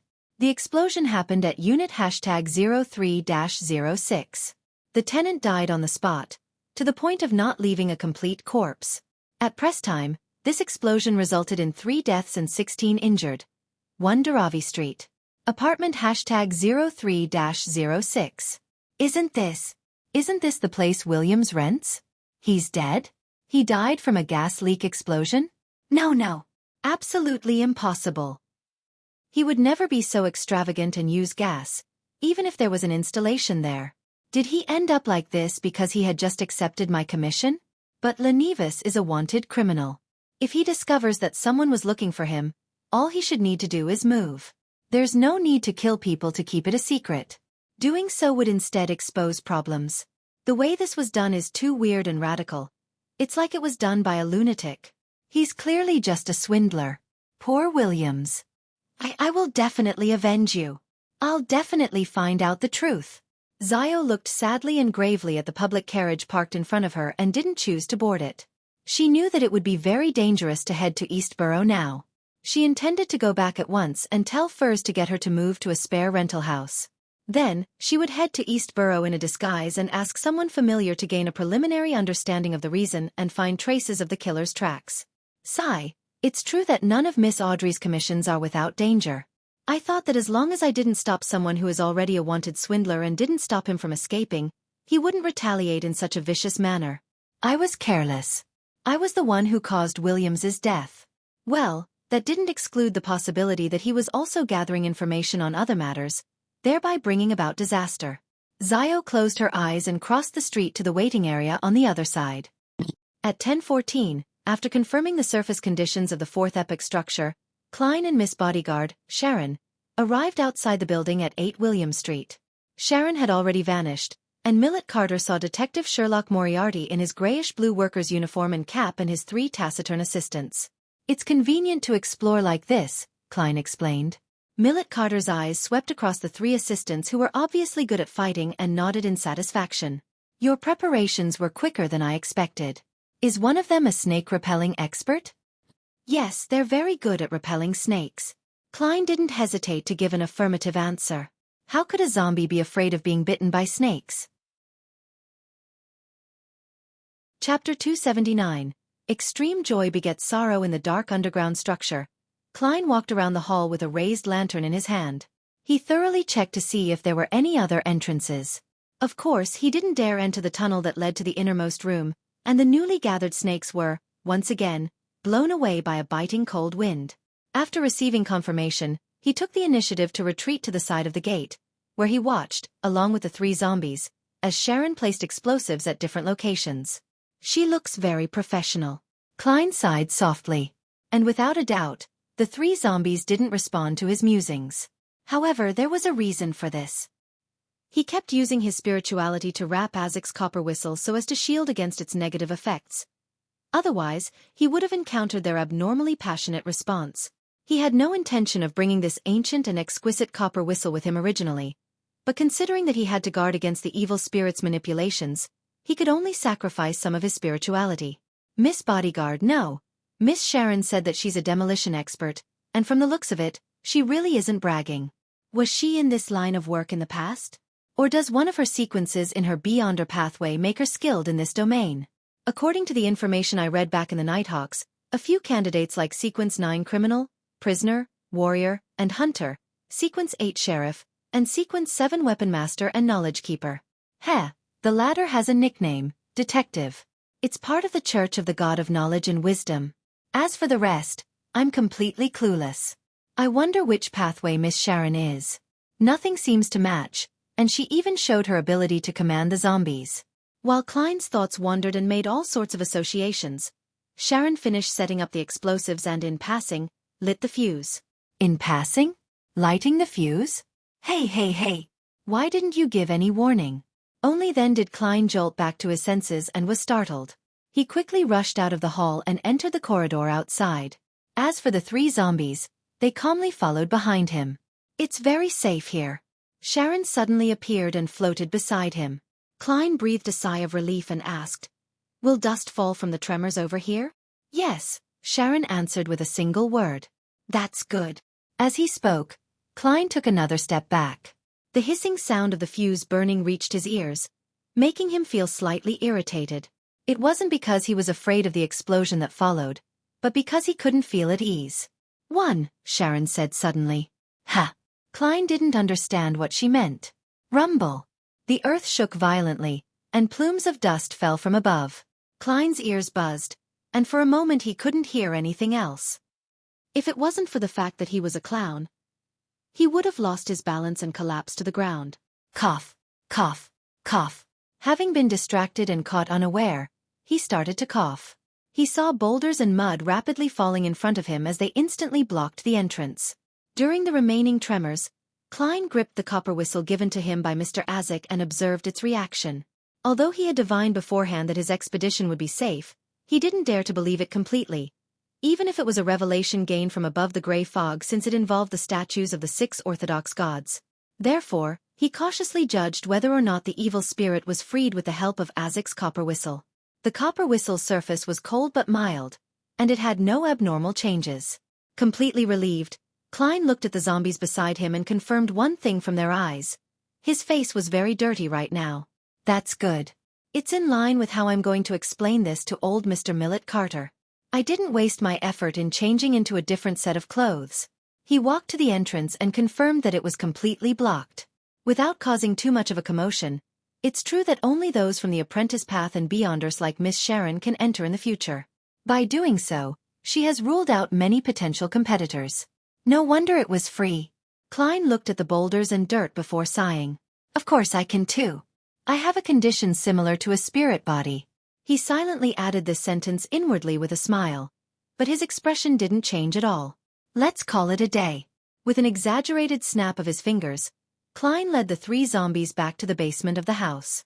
As for Sharon, she had already disappeared. In the spacious basement, Millet Carter was nervously pacing back and forth, looking at the secret door from time to time. As soon as he saw Detective Moriarty and his assistants exit, he let out a long breath and asked anxiously, "What happened inside?" Klein deliberately panted and said, "That underground structure is too old, it hasn't been repaired in a long time. We were driving the snakes away, but with just a little bit of movement, it collapsed. The whole area has collapsed, but luckily we were close to the door and managed to escape in time." Holy Lord of Storms! That structure was that dangerous? Millet Carter pounded his left breast. Yes, there are always only a few ancient buildings that can be preserved. The rest would have collapsed in the river of history, Klein answered. I'll bring you in to confirm the situation. Will there be more collapses? Millet asked cautiously. No, this area is quite sturdy. Klein deliberately patted the dust off his body and coughed twice. He then led his employer in and stopped at the entrance that was completely blocked.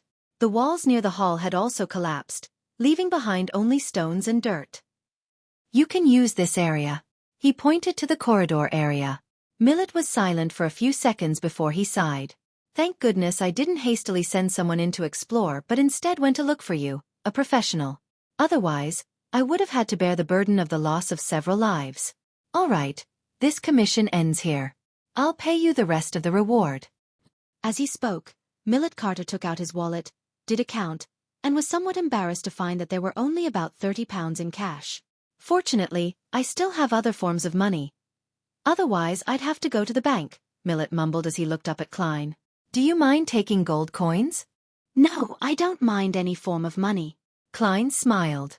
The gold pound of the Lone Kingdom could be in the form of gold coins unless they were of huge denominations. This was the guarantee of the denomination on paper money. However, in the past 100 years after Emperor Roselle, the people of the northern continent had become more and more accustomed to paper money. There were even some members of parliament who wanted notes to replace copper pennies. Gold, in the true sense of the word, already hardly ever circulated in the market. Only some of the old gentlemen would attach a fixed box on the other end of their pocket watch chains which contained some gold in case of accidents. It was to give them peace of mind and was also a habit. Millet nodded, and following the gold chain on his clothes, he pulled out a box that flickered with golden light from a certain pocket. He opened the box, took out 5 gold coins, and handed them together with the notes he had previously counted to the detective. Klein didn't hide his actions as he counted the money and suddenly flicked a gold coin and caught it coolly. Thank you for your generosity. He glanced up at the statue and smiled sincerely. Then he pressed his hand to his chest and bowed whilst facing Millet Carter. Yes, if it were any other detective, even if they demolished the entrance and the passageway, they would definitely have nightmares upon returning.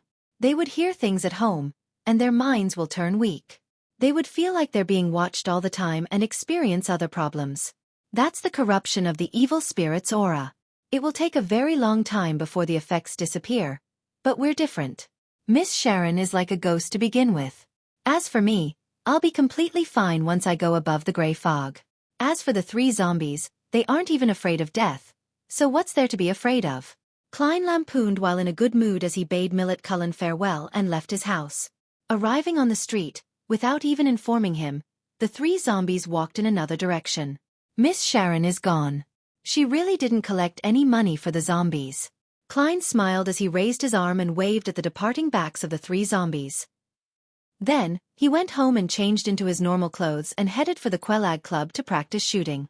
After also settling his dinner there as a reward for the successful completion of his mission, Klein returned to Minsk Street in a public carriage. The dark, gloomy environment was illuminated by gas lamps, and with his cane, he strolled leisurely along the street. Suddenly, he had a premonition which wasn't too good or bad. What's going on? When Klein looked up, he saw 2 police constables with a dog on a leash, apparently investigating the streets. Investigation? An investigation with a police dog?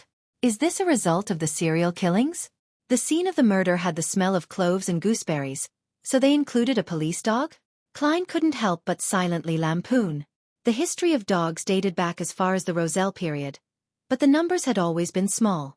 Considering that he had many things on him, and considering his earlier premonition, Klein decided to take a detour. But at that moment, the 2 policemen saw him and signaled for him to stop. The corner of Klein's mouth twitched as he waited in place with a smile on his face. Routine investigation. As they approached, one of the officers showed his identification documents. All right, before Klein could finish his sentence, the police dog suddenly growled at him and barked endlessly. Is it because of the smell of gunpowder on me? The smell of gunpowder from my afternoon practice? Klein instantly realized what was happening.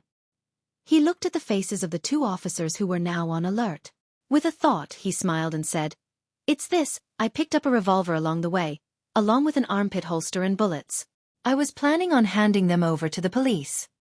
Slowly, he took out his revolver, raised his hands to his shoulders, and added with a serious smile, "Officers, I really am not bearing a gun illegally." As one constable remained on high alert, the other constable received the revolver and said seriously, "You have to come back to the police station with us." "All right," Klein returned with a radiant smile. "But I have a request. Please inform my lawyer, Mr. Jürgen Cooper. I will only accept a body search with him around." Chapter 280. The first step in a corner of East Borough. A drunken Xeon faced the wall, pulled off his pants, and began watering the moss in comfort. When he was done, someone suddenly patted his shoulder. Xeon couldn't help but shiver a few times. He picked up his pants and half-turned to see a short boy in a canvas jacket and cap. The boy raised his head, revealing a mild and delicate face despite looking dirty. "Zayo? Why are you dressed like that?" Xeon blurted out in surprise. Zayo put her index finger to her lips to indicate the need for silence. Then she suppressed her voice and said, "I'll ask and you answer. Keep your voice down." Astonished by her awe-inspiring presence, Xeon could only nod. "Which of the guys that Williams knew have died within the past 2 days?" Zayo asked in a low voice. Xeon used his alcohol-paralyzed brain to carefully think for a while and said, "Gavin. Gavin was found to have drowned in the Tussock River this morning. He probably fell into the river last night. The poor sod doesn't know how to swim and likes to enjoy the wind by the river when he's drunk."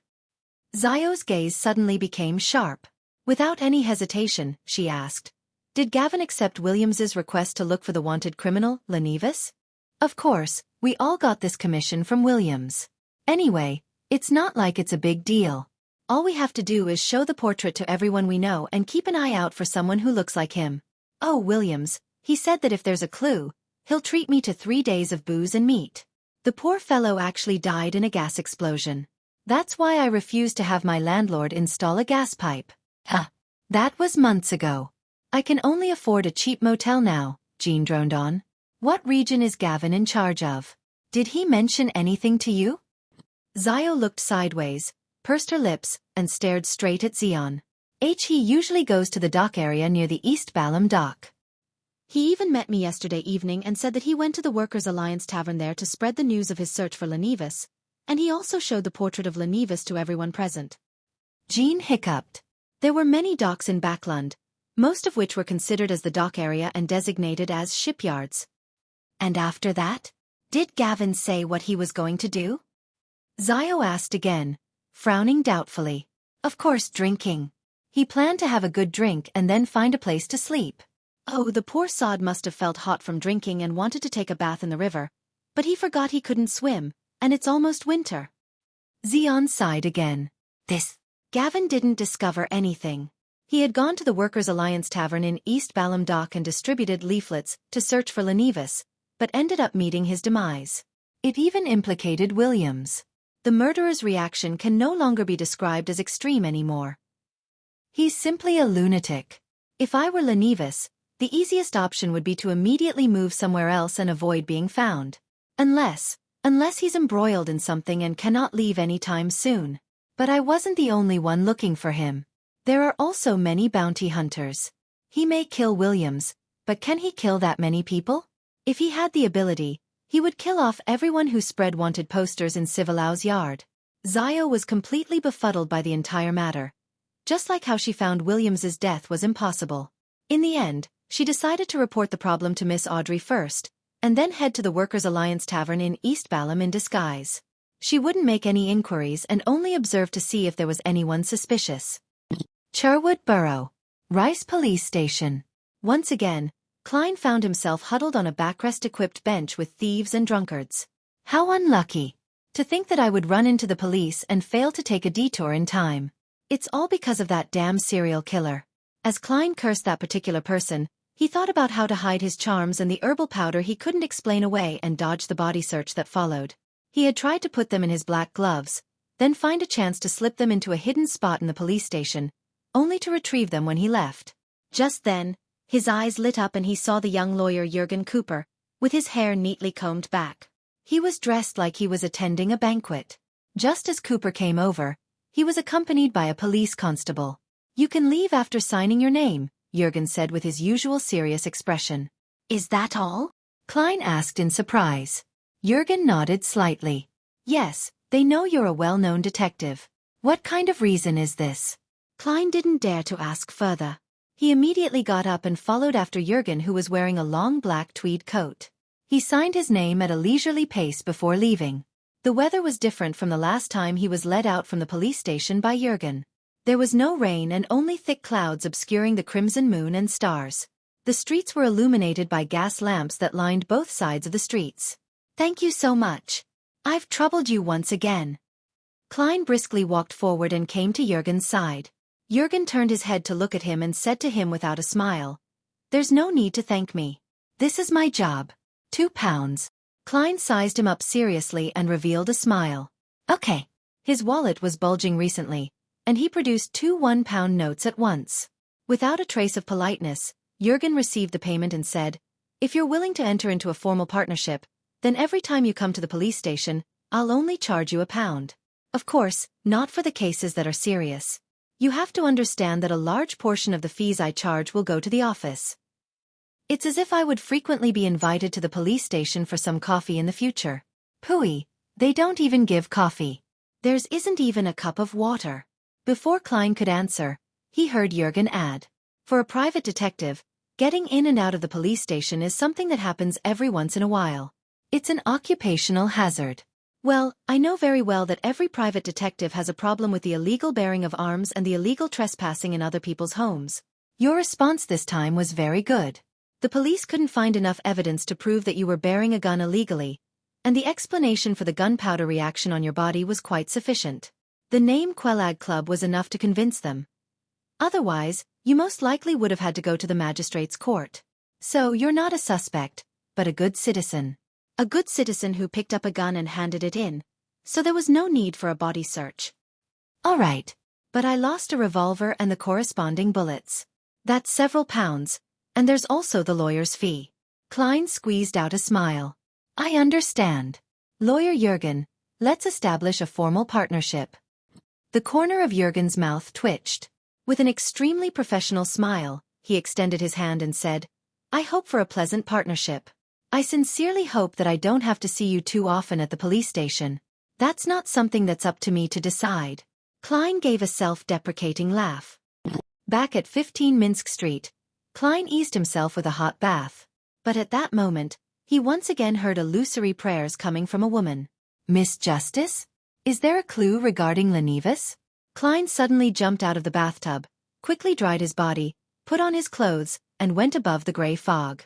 Staring at the constantly expanding and shrinking crimson star, he extended his spirituality and chose to listen. The fool that doesn't belong to this era. Honorable Mr. Fool, there's been a problem with the investigation of Lenevis, Justice, who was wearing a white gown for an unknown reason, recounted the explosion that happened on Daravi Street in East Borough, as well as Gavin's drowning. As a telepathist who had already gained some mastery, she didn't add her own guesses, lest it affect the judgment of Mr. Fool. After listening carefully, Klein frowned, feeling that the killer's reaction was unimaginably extreme. Unlike Rear Admiral Hurricane Kalangos, Lenevis, as a swindler, would immediately move if he discovered anything was amiss. That should be his professional instinct. There's no reason to follow the clues in reverse and kill those who are seeking him. According to this standard, 80% of East Borough's bounty hunters would die. This would cause a sensation and cause the case to be taken over by the Nighthawks, mandated punishers, or machinery hive mind. Has the benefits Lenevis gained, from the ritual of praying to the true creator to send his son down, left him mad? This is very consistent with the style of the true creator. However, the problem lies with the fact that it would be difficult for a lunatic to hide himself. Apart from the potential, Klein fell into deep thought and was in no hurry to respond to Miss Justice. He had read the newspapers and known about the explosion, so he used dream divination to recall the details. Then he wrote a new divination statement. Clues to the explosion in Daravi Street. As he recited it silently, he leaned back in his chair and entered a dream. He saw a 3-story, grayish-blue apartment. On the 3rd floor of the apartment, a room had lost its windows and half the wall had been destroyed. It was filled with signs of an explosion. The scene quickly shattered. Klein woke up from his reverie as he tapped the edge of the table and thought to himself. The clues are at the scene of the crime? This revelation can also mean that the murderer is still watching the crime scene and wants to finish off the person who comes to investigate the matter. Yes. This will give him a chance to find the person who recently issued the bounty for Lenevis. I'll visit the crime scene in disguise and see if I can find the killer. Even if he isn't Lenevis, he must surely be connected to Lenevis. But he must have hidden himself very well. How can I find him without attracting his attention? A thought flashed as Klein's eyes was cast onto the all-black eye on the long bronze table. This was a beyonder characteristic left behind by the nimble right master Rosago. In the real world, I can't use this item to manipulate those strange threads because of the residual mental corruption from the true creator. There will be irreversible harm after interacting with it for a certain amount of time. However, if it was used temporarily, I can use the threads to find a hidden person. That's something acceptable. It's just like how I used it to determine if Miss Bodyguard had left previously. Klein narrowed his eyes, removed his spirit pendulum, and divined if his trip would be dangerous. The answer was positive, but the amplitude and frequency of the spinning weren't excessive. That's acceptable. Klein was silent for a few seconds before returning to the real world. Then, by summoning himself, he placed the all-black eye into an iron cigarette case and brought it back to his bedroom. After changing his clothes, sticking his beard on, and getting ready, Klein came before the mirror and examined himself. The faint scholarly vibe that he had was completely concealed by the beard on his face, and his brown eyes seemed to be like an ancient pool which hid and sealed something within. Compared to when he was in Tinjin City, Klein almost didn't recognize himself. One by one, he stretched out his fingers and clenched them into a fist. Looking at the mirror, he said in a low and hoarse voice, "Captain, this is the first step to avenging both you and me." Before he finished his sentence, he saw himself grinning in the mirror, a brilliant smile on his face. Chapter 281. Clue in the suburbs west of North Borough, in a soon-to-be-abandoned 3-story house. It originally belonged to the Backlund Medical School, but the latter's main campus had now moved to a better and more suitable location, leaving behind only a small number of teaching staff and students who were left guarding the area after failing to graduate. Audrey was wearing a white gown and white mask. Her smooth blonde hair was also coiled up and stuffed under a cool-colored surgical cap. She darted her eyes to the side and looked at Furs Wall, who was dressed in the same way. She always felt that Furs had a special temperament that seemed to make her more suited to such attires than herself. It's the kind of temperament that allows her to pick up a scalpel and cut open a patient's stomach at any moment. Audrey didn't say anything. She followed half a step behind Furs as they entered the classroom in front of them. She was startled by the information she had received from Furs because Mr. Fool had said it was a simple task. Considering that the simplicity of said task might be from Mr. Fool's point of view, Audrey took advantage of the moment when she was alone, changing into a disguise, to recite his honorable name and silently pray, so as to report everything that had exactly happened. However, she had yet to receive a response. After passing through the door and entering a room, Audrey instinctively looked around and found that this wasn't an ordinary classroom. There were actually 4 skeletal specimens and 4 coffins made of glass. The coffins were filled with pale naked corpses that were soaked in preserving agents. At the very top of the classroom, there was a transparent glass pillar that was also filled with a liquid. Floating inside was a male corpse that wore a black scholarly robe. The corpse's clothes stuck tightly to its body, giving off an extremely heavy feeling. He didn't relax and simply floated upright in the middle. It's as if he had died by drowning instead of being placed in there after his death. Audrey made a preliminary judgment based on her attitude as a spectator. In addition, she saw a number of men in white coats, white masks, and surgical caps sitting around the long tables in the room. None of them said a word, just like the bodies and bones around them. Looking out at the crimson moon which had finally peeked out of the gloomy darkness, Audrey turned her head back to look at the scene inside the classroom. For a moment, she couldn't help but shudder as this place instilled an instinctive fear. But at the same time, she felt excited and agitated. This is what the life of a Beyonder should be. Audrey silently muttered to herself as she followed Furs to a corner before sitting down. After waiting for a while, the floating black-clothed male corpse inside the upright glass pillar at the front of the classroom suddenly opened his eyes. His voice transmitted through the layers of obstructions. "Let's begin." East Borough, Dharavi Street. In his dusty grayish-blue worker uniform and cap, he walked along the dark streets that only had a few gas lamps that were still working. There was candlelight shining down from the various apartments on both sides of the street. This was combined with the crimson moonlight that passed through the clouds with great difficulty, and they barely outlined the silhouettes of the pedestrians. Klein encountered people with old, tattered clothes, their faces numb with despair. They were the homeless who had been chased away by the police. They had no place to sleep, so they wandered aimlessly through the streets. Occasionally, they would find some inconspicuous corner or park bench to rest at for a while, but they were soon chased away again. In the cold and dark night, Klein felt that they were more like zombies than the zombies he had seen, and the entire East Borough was more like an abyss than the legendary abyss. He hurriedly took a quick breath which hurt his throat, causing him to cough involuntarily. He quickly gathered his thoughts and looked through the corner of his eyes at the apartment on the corner of the street. It had obviously suffered from an explosion and hadn't been repaired yet. The best place to monitor the crime scene is the apartment across the street. The 3rd and 4th story and the roof all meet these requirements. Klein analyzed the situation with the knowledge he had learned as a nighthawk. Throughout the whole process, he didn't slow down his pace to avoid arousing suspicion. At the end of the street, Klein smoothly crossed the apartment building numbered 1 and entered the building across the street from the crime scene. The 1-bedroom apartment he had rented in East Borough was similar to this apartment, and he had also lived in an apartment of slightly higher class with his brother Benson and sister Melissa in Tingen City for quite a long time. It was Klein's personal experience, but it also came from the memory fragments of the original Klein. As his thoughts raced, Klein lowered his cap, lowered his head, and without rushing, he walked up the creaking stairs to the 3rd floor.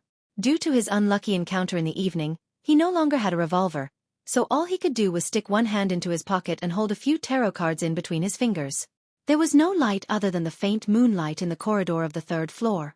Klein was in no hurry to move forward, so he carefully observed the layout. The spot directly across the crime scene is on the left. The one with the best view for surveillance should be the 3rd room from here. Klein began to walk slowly and carefully. After walking past 2 rooms, he also inserted his right hand into his pocket and gently opened the iron cigarette case. After a split second, his fingers touched the all-black eye, and the murmurs resounded in his ears as they attempted to tear his mind apart. At the same time, with the help of this corrupted item, Klein saw many strange black lines. These thin lines floated in the air, and although they were intertwined and entangled a little, he could still distinguish who they belonged to if he traced them back to the source. The corresponding figures were reflected in Klein's soon-to-be cooked brain. There were men, women, and children sleeping in the bunk beds, and several tenants lying in bed on the floor. Other than that, there were no other special spots, nor were there any hidden figures. The illusion in front of him and the auditory hallucination in his ears slowly improved as Klein quickly retracted his hand from the all-black eye. He endured the pain as he continued to move forward. Once he felt some relief, he would immediately observe the other room. Unfortunately, his efforts of searching the entire apartment to see if there were any places that allowed the observation of the crime scene was in vain. Phew. Klein cowered in a corner of a balcony. His hands were on his knees as he panted heavily. Tears streamed from the corners of his eyes, and from time to time, his nose would run as if he had fallen sick. This was the result of his repeated contact with the all-black eye within a short period of time. Even with Klein's resistance in this area, he wasn't completely immune to it. The only thing that satisfied him was that it only agitated him and didn't corrupt him. Otherwise, he would have given up long ago and wouldn't have dared to try again. That would have led directly to devolving into madness. After resting for a while, Klein finally calmed down and switched to a different apartment that didn't have the same view as this one, but it was still for naught. Did I interpret it wrong? The clues are at the scene of the crime? When Klein returned to the street, he looked suspiciously out of the corner of his eye at the apartment with traces of an explosion. With the mindset of just giving it a try, he put his hand back into his pocket, pushed the metal cigarette case open, and stuck his hand inside. He wanted to see if anyone was hiding in the apartment where the crime scene was located. With a hum, Klein's head suddenly felt like it was being smashed as his body wobbled a little. Like a drunkard, he staggered forward and looked at the apartment which had signs of an explosion. As he was too far away, he couldn't clearly see the black lines, nor could he trace the source of the black lines. He could only barely distinguish where the black lines had gathered, and this indicated that there was someone present. No. Klein quickly swept the area and made a rough judgment. Suddenly, he noticed a black line floating out from the crime scene on the third floor which merged into the air. This. Klein's pupils shrank, and he made a confirmation before quickly withdrawing his hands so as to stop being in contact with the all-black eye. There's someone in the destroyed room. That murderer is actually crazy enough to wait for investigators to come to the crime scene? Isn't he afraid that official Beyonders will take over the case? I made a wrong judgment and failed to find him because I shared a different sense of logic from that of a lunatic. Many thoughts flashed through Klein's mind as he slowly exhaled and pretended that nothing had happened whilst he walked in a circle until he reached the entrance of the apartment building. By then, all the negative effects he had suffered from the all-black eye had been quelled. Controlling his facial expression and body language, Klein headed up to the third floor as if he were going home, his footsteps quick and heavy with fatigue. In the darkness of the corridor, he caught sight of the doorless room which had half its walls collapsed. Then, he casually headed for the public bathroom. As he neared the room, his hand, which had been in his pocket, touched the all-black eye. Again, the mind-wrecking murmurs and the blurred hallucinations assaulted him. Through the corners of his eyes, Klein saw a black illusory thread spread out from the crime scene. As he traced the source, he found a man who had completely merged into the shadows. His aura was the same color. The man was extremely tall, almost 2 meters in height. The corners of his mouth drooped slightly, making him appear rather eccentric. His cold eyes were like those of a wild beast's, possessing a ferocity that couldn't be hidden. It's not Lenivus. Klein withdrew his fingers, relaxed his body, and avoided the likelihood of staring. He entered the public bathroom at the end of the corridor without stopping. Nor did he alarm the man. The public bathroom and the crime scene weren't on the same side. He wiped off his cold sweat, and after quelling the negative effects, he directly jumped out the window, climbing down skillfully before leaving with brisk steps. He didn't stay a moment longer. He knew that in a few minutes the man would be alerted to the absence of someone who had gone to the bathroom, so he had to get as far away from the street as possible. It wasn't that Klein didn't want to walk back the way he came from, but if he didn't know which room he could go to, it would similarly expose him. The clown quickly ran and circled around a huge area before entering that one-bedroom apartment he had rented in East Borough. He then went above the gray fog to confirm that there was no danger of him being caught. That fellow must have had some sort of deep connection with Lenivus. After a moment's thought, Klein conjured a portrait of the man from earlier, sending his thoughts to the crimson star that represented Miss Justice. Soon after, he said solemnly in a tone of authority, "This is a clue." Chapter 282. This is East Borough. Inside the soon-to-be abandoned medical school building, Audrey suddenly felt adrift as she took a detour to leave the gathering which had just ended. She saw the familiar thick gray fog and the blurry figure situated in the center high above. This is a clue. Accompanying Mr. Fool's solemn voice were scenes that looked like a film reel, a colored one at that. A man who wasn't particularly muscular but was nearly 2 meters tall in height was wearing a black priest robe and standing in the shadows. His light yellow hair was slightly curled, and his dark brown eyes were cold with malice. The corners of his mouth drooped slightly, making him look like a ferocious wolf. A clue? A clue to the bombing on East Borough's Dharavi Street and Gavin's drowning? Is this the murderer? Audrey stared blankly for a moment before immediately coming to an understanding. Mr. Fool already has a clue. He's really impressive. No, he's omnipotent. After sighing to herself, she turned to look at Furs. As soon as Furs removed her mask and surgical cap and got into the carriage, she noticed Miss Audrey's slightly strange gaze. She immediately asked in puzzlement, "Is there something on my face?" "No." Audrey looked away and sat down before removing her disguise. Furs recalled the gathering and asked curiously, "Miss Audrey, why didn't you announce that you were purchasing the Spectator formula? You could have established contact with the psychology alchemists that way." She remembered that the generous Miss Audrey had remained silent most of the time, and only sold some spirituality-infused materials and responded to buying other varieties accordingly. Audrey smiled faintly and said, "This is my first gathering in this circle. I think it's more important to observe and wait. I'm looking forward to the potion formula and even more so, the mystical items, but I told myself that there's no rush. It would be a better strategy to familiarize myself before taking action. This is also a professional habit of the Spectator pathway. Moreover, there were no beyonder ingredients like dark-patterned Black Panther spinal fluid or Spring of the Elves marrow crystals which Mr. World wishes to obtain." Audrey silently added. Looking at the girl who wasn't 18 yet, Furs suddenly felt that she was more mature than ever before. She suddenly laughed at herself and said, "If I had been like you back then, I wouldn't have wasted such a precious opportunity." Audrey gave a reserved smile as a response before saying, "I'll ask some special friends in the morning if they have any leads on the Dharavi Street bombing. Wait for the information at the same place with Zio." "All right." Furs nodded without any doubts. Instead of returning to Minsk Street, Klein slept in the one-bedroom apartment in East Borough's Black Palm Street. He was afraid that the suspected murderer in the black priest robe had accomplices who could be searching the streets for him. Although the probability of meeting him wasn't high, and he had disguised himself ahead of time so that it was unlikely he could be recognized, his divination indicated that there was a possibility. To be cautious, Klein made do and decided to spend the night at East Borough. At dawn, he changed into another dark blue worker's uniform, put on a light brown cap, and left the room. He went down the stairs and into the street. At that moment, the white fog with a yellowish tint shrouded the surroundings. There were blurry figures of people passing by, and the cold morning air was soaking into their clothes. Klein lowered his head and hurried along, just like the people around him who had gotten up early for work. While walking, he saw a man in his 40s or 50s ahead of him. He wore a thick jacket and had gray hair around his temples. He was pacing in place and fumbling for a cigarette while shivering. Finally, he took out a box of empty matches in his clothes' inner pocket.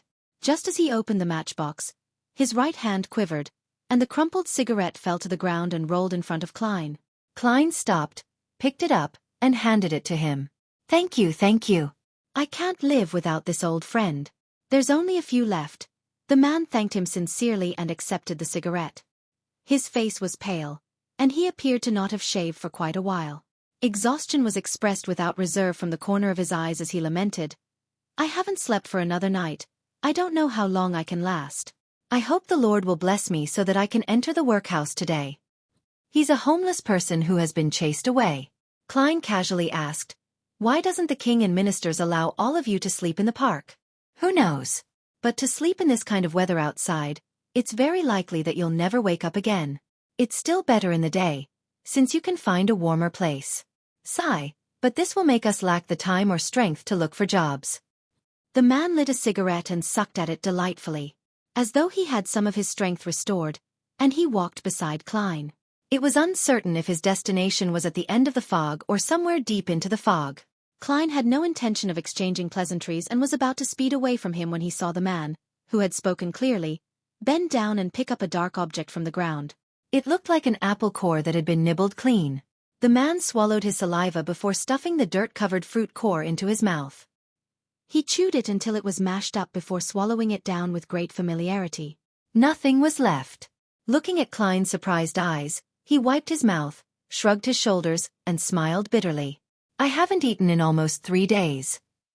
This sentence struck Klein's heart, causing him to feel indescribably moved. He silently sighed and said with a smile, Sorry, I didn't introduce myself just now. I'm a reporter, and I'm currently writing about homeless people. Can I interview you? Let's go to the cafe up front. The man froze for a moment before he smiled and said, No problem, it's much warmer inside than on the streets. If you can stay a little bit longer after the interview and let me sleep inside for half an hour. No, 15 minutes. That would be even better. Klein turned agape, momentarily at a loss for words. He just silently led his interviewee into the budget cafe at the end of the street. The tables and chairs in the coffee shop were quite greasy. Due to the walls and windows inside, there were quite a few guests. The average temperature was indeed much higher than the streets. The man scratched his throat, concealing his Adam's apple that was squirming from the fragrance. Klein motioned for him to sit down and went to order 2 large cups of tea, a plate of lamb stewed with young peas, 2 loaves of bread, 2 pieces of toast, a serving of low-quality butter, and a serving of artificial cream for a total of 17.5 pence. Have some food to eat. We'll have the interview after you eat your fill. Once the food was ready, Klein carried them back to their table. This is for me? The man asked with anticipation and surprise. Except for a piece of toast and a cup of tea, the rest is yours. Klein smiled in response. The man wiped his eyes and said with a slightly choked voice, Why, you truly are a kind-hearted person. After starving for so long, make sure not to eat too quickly, Klein warned. I know, I had an old buddy who died just like that. The middle-aged man worked hard at eating at a slower pace, occasionally lifting his cup of tea and gulping it down. Klein easily finished the toast and watched quietly, waiting for the man to finish his meal. Phew, I haven't eaten until I was this full in 3 months, no, half a year. In the workhouse, the food they give is just enough. After a while, the man put down his spoon, leaving empty plates in front of him. Pretending to be a journalist, Klein asked casually, How did you become a vagabond? It was bad luck. I was originally a worker leading quite a good life. I had a wife, 2 cute children, a boy and a girl, but a few years ago, an infectious disease took them away, and I also stayed in the hospital for a long period of time, losing my job, my wealth, and my family in the process. From then on, I often couldn't find a job, and I didn't have any money to rent a house or buy food. All I could do was wander on the different streets and in certain parks. This made me very weak, making it harder for me to find a job. The man spoke with a hint of nostalgia and sadness in his numbness. He took a sip of his tea, sighed, and spoke again. I can only wait for an opportunity to enter the workhouse, but as you know, every workhouse only takes in a limited number of people. With good luck, and if I queue up in time, I can spend a few days in peace, recover my strength a little, and then find a temporary job. Yeah. Temporary. Soon, I'll be jobless again and the previous process will be repeated. I have no idea how much longer I can last like that. I should have been a good worker. Klein thought for a moment and asked, How many cigarettes do you have left? Not many left. The middle-aged man smiled bitterly. This is the last of my assets, the only thing I have left after I was chased out by the landlord. One can't bring them into the workhouses, but I'll secretly hide them in the seams of my clothes. I'll only take one out to smoke during my worst hardships so that I can have some hope. I don't know how long I can last, but let me tell you, I was a good worker back then. Klein wasn't a professional journalist and was momentarily at a loss on what to ask. He turned his head to look out the window and saw faces with obvious hunger plastered across them. Some of them were relatively sober and they belonged to the residents of East Borough. Some of them wore looks of numbness and exhaustion, nothing like that of humans.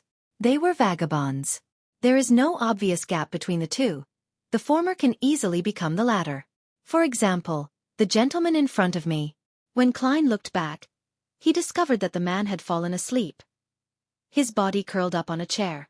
After a few minutes of silence, Klein went to pat the man awake and gave him a handful of copper pennies. This is the payment for the interview. Okay, thank you. The man didn't realize what was happening, and when Klein reached the door, he raised his voice and said, I'll go to a budget motel and get a bath, get a good night's sleep, and then get a job. At noon, Klein attended a party at the Sammers. There were 10 guests. There was apple juice with steak, roast chicken, fried fish, sausage, cream soup, lots of delicacies, 2 bottles of champagne, and a bottle of red wine. On his way back from the bathroom, he met Mrs. Stellan Sammer. He thanked her sincerely. It was a sumptuous lunch. Truly delightful. Thank you for your hospitality. It cost a total of £4.08 solely. The most expensive were the 3 bottles of wine, but they were all part of Luke's collection. He has a liquor cabinet. The pretty Mrs. Stellan smiled in response. Without waiting for Klein to speak, she said, "You earned £10 from Mary's matter alone, and if you can keep up the good fortune, you'll soon be able to have a banquet like this. 4 people of our class, you have to invite friends once a month and also be invited by friends." Klein, who was already used to her mannerisms, obliged politely. "Well, I'll have to wait till my income settles at £400 a year before I can be like you." Stellan immediately raised her chin slightly and tried hard to make her smile faint. £430. It must be £430. Dock area, East Balham Dock, Workers' Alliance Tavern. Zio wore boots that gave her height a huge boost and stuck on a thick beard, making herself look like a short man. She tried to recall the portrait from Miss Audrey, trying to engrave in her mind the image of the man who might have been the murderer. If Gavin had been killed by him, the murderer probably frequents this tavern. Zio ordered a glass of rye beer and a lunch set before huddling in a corner and eating slowly. From time to time, she would look around furtively in search of her target. After a while, the tavern's door was pushed open again, and Zio reflexively looked over. With just one look, her pupils shrank so thin that they resembled needles as she nearly became petrified. The patron who entered was nearly 2 meters tall. Chapter 283. Doc Union. Zio has been in the bounty hunter business for a very long time. Many things were done on instinct without any thought. When she saw the patron who entered was nearly 2 meters tall, she instinctively lowered her head and continued to eat her pork sausage and French fries as if nothing had happened. Although the food entered her mouth, Zio didn't taste it at all. She endured dozens of painful seconds before she slowly raised her head and pretended to look around casually. Soon, she saw that the patron who had just entered was sitting in front of the bar counter, waiting for his booze and lunch. Soft, curly pale yellow hair, dark brown beast-like eyes, a slightly drooping mouth, an aura of solitude and malevolence. Little by little, the details came into Zio's eyes, overlapping with the image in her head. It's him. It's the suspected murderer. The man who killed Williams. Zio lowered her head again and slowly stuffed the rest of the food into her mouth. After a few minutes, she set the tray down on the bar, along with the glass, and left the Workers' Alliance Tavern without looking back.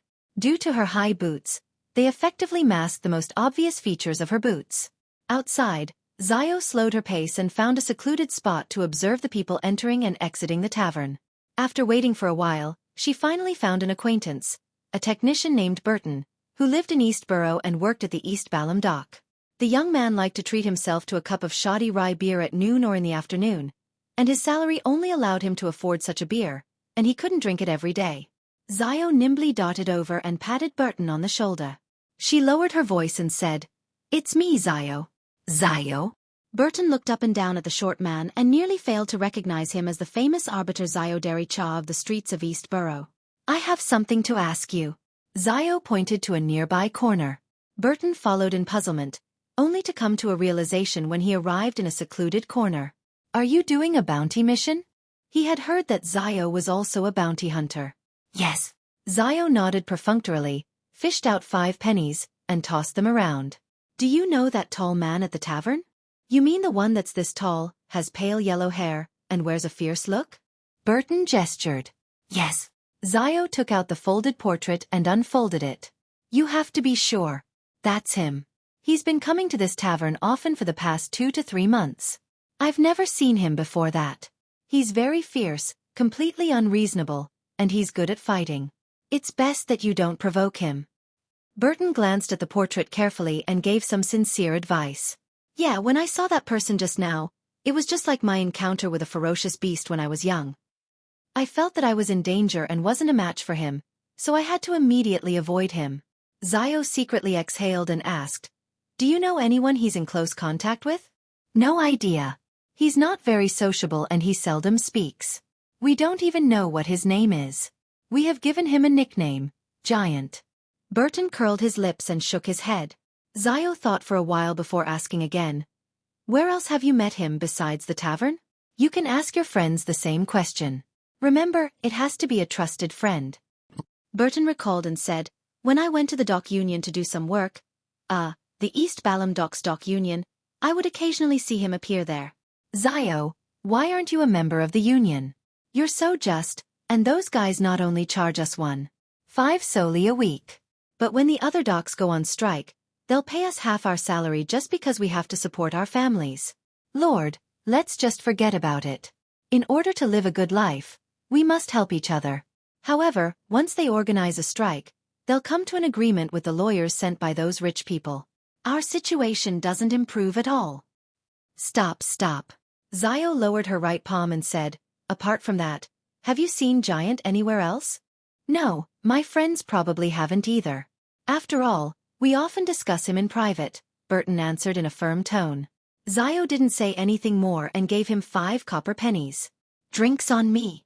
Don't tell anyone about what I just asked. It'll be very dangerous. Before she finished her sentence, she had already turned around the corner and headed towards the dock union located at East Balham Dock. About 10 minutes later, Zio saw the 2-story yellow building. She wore her canvas coat inverted and exposed the patches beneath, instantly transforming herself from a short worker to a vagabond. Zio looked at the homeless people huddled around the corner, pinched her nose, and went over to sit down beside them. She glanced at the dock union on the opposite side of the street where people were coming in and out. As the minutes passed, Zio endured the cold and the harsh environment while tenaciously observing the situation around the dock union and the surrounding area. She clearly remembered Williams's insistence on drinking, and she also remembered how she felt when she saw the newspaper that fateful day. These feelings made her even more patient than usual. At that moment, about 8 people came out of the dock union, and they headed for the cafe across the street to have lunch in groups. Zio narrowed her eyes and carefully scanned every passerby to confirm their appearance. There's no one suspicious. Zio was about to look away and wait for the next batch of people when the door to the coffee shop creaked and was pulled open as the heat from within rushed out.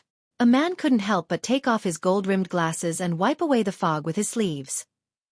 Zio gave him a casual glance, and her gaze suddenly froze. Those eyes, that mouth, it always had that taunting smile. Lenevis? Zio jerked her head back, not daring to look again. The man from before had bronze skin and short hair, and his face was craggy. He was very different from the portraits, except that his eyes and mouth gave her a familiar feeling. It was the feeling of taunting everyone. Is it Lenevis? Can it be Lenevis? Zio bowed her head and stared at the flagstones on the street.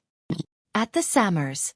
After a sumptuous lunch, the hosts and guests gathered in the activity room to chat, and they agreed to play Texas together. Interesting rumors and humorous stories echoed intermittently as Klein maintained his smile, interjecting from time to time. He also saw the Sammer family's 2 children entering and exiting energetically. And next to him, Jurgen Cooper wore his usual serious expression, occasionally providing legal advice for the discussion. Klein smiled, turned his body slightly, and asked in a low voice, "Are you bored?" "No, their topics are very interesting." Jurgen nodded seriously. Klein was stunned and blurted a question. "Then why don't you laugh?" Jurgen frowned slightly and looked at him in puzzlement. "Why are you smiling?" Klein's mouth twitched, not knowing how to respond. He was about to make a joke about how much Jurgen was like his cat Brody, forever so serious, when suddenly he heard a series of ethereal pleas. "Female. Miss Justice has found useful information, so quickly, based on the clue I gave her?" Klein stood up and slightly bowed. "I need to use the bathroom." In the bathroom, Klein locked the door, took 4 steps counterclockwise, and went above the gray fog. His judgment was very accurate, as the plea came from Miss Justice. Klein suddenly felt nervous as he emanated his spirituality in anticipation and seriousness to listen to her words. After the usual honorable name, Justice recounted truthfully, "They discovered the clue you provided at the Workers' Alliance Tavern in the Pier District's East Balham Dock. The person's nickname is Giant." After tailing the Giant and figuring his in and outs, they discovered a person suspected to be Lenevis at the East Balham Docks Dock Union. Temporarily, they don't dare to approach Lenevis because Giant is very powerful and dangerous. They can only continue waiting for an opportunity. In the meantime, They've also asked if they could notify the police and collect the bounty after confirming that it's Lenivus. Lenivus has a very powerful and dangerous helper. Does he have any other helpers? Is there a faction backing him? Why did he kill so many people? What was he planning to do by being in the Dock Union?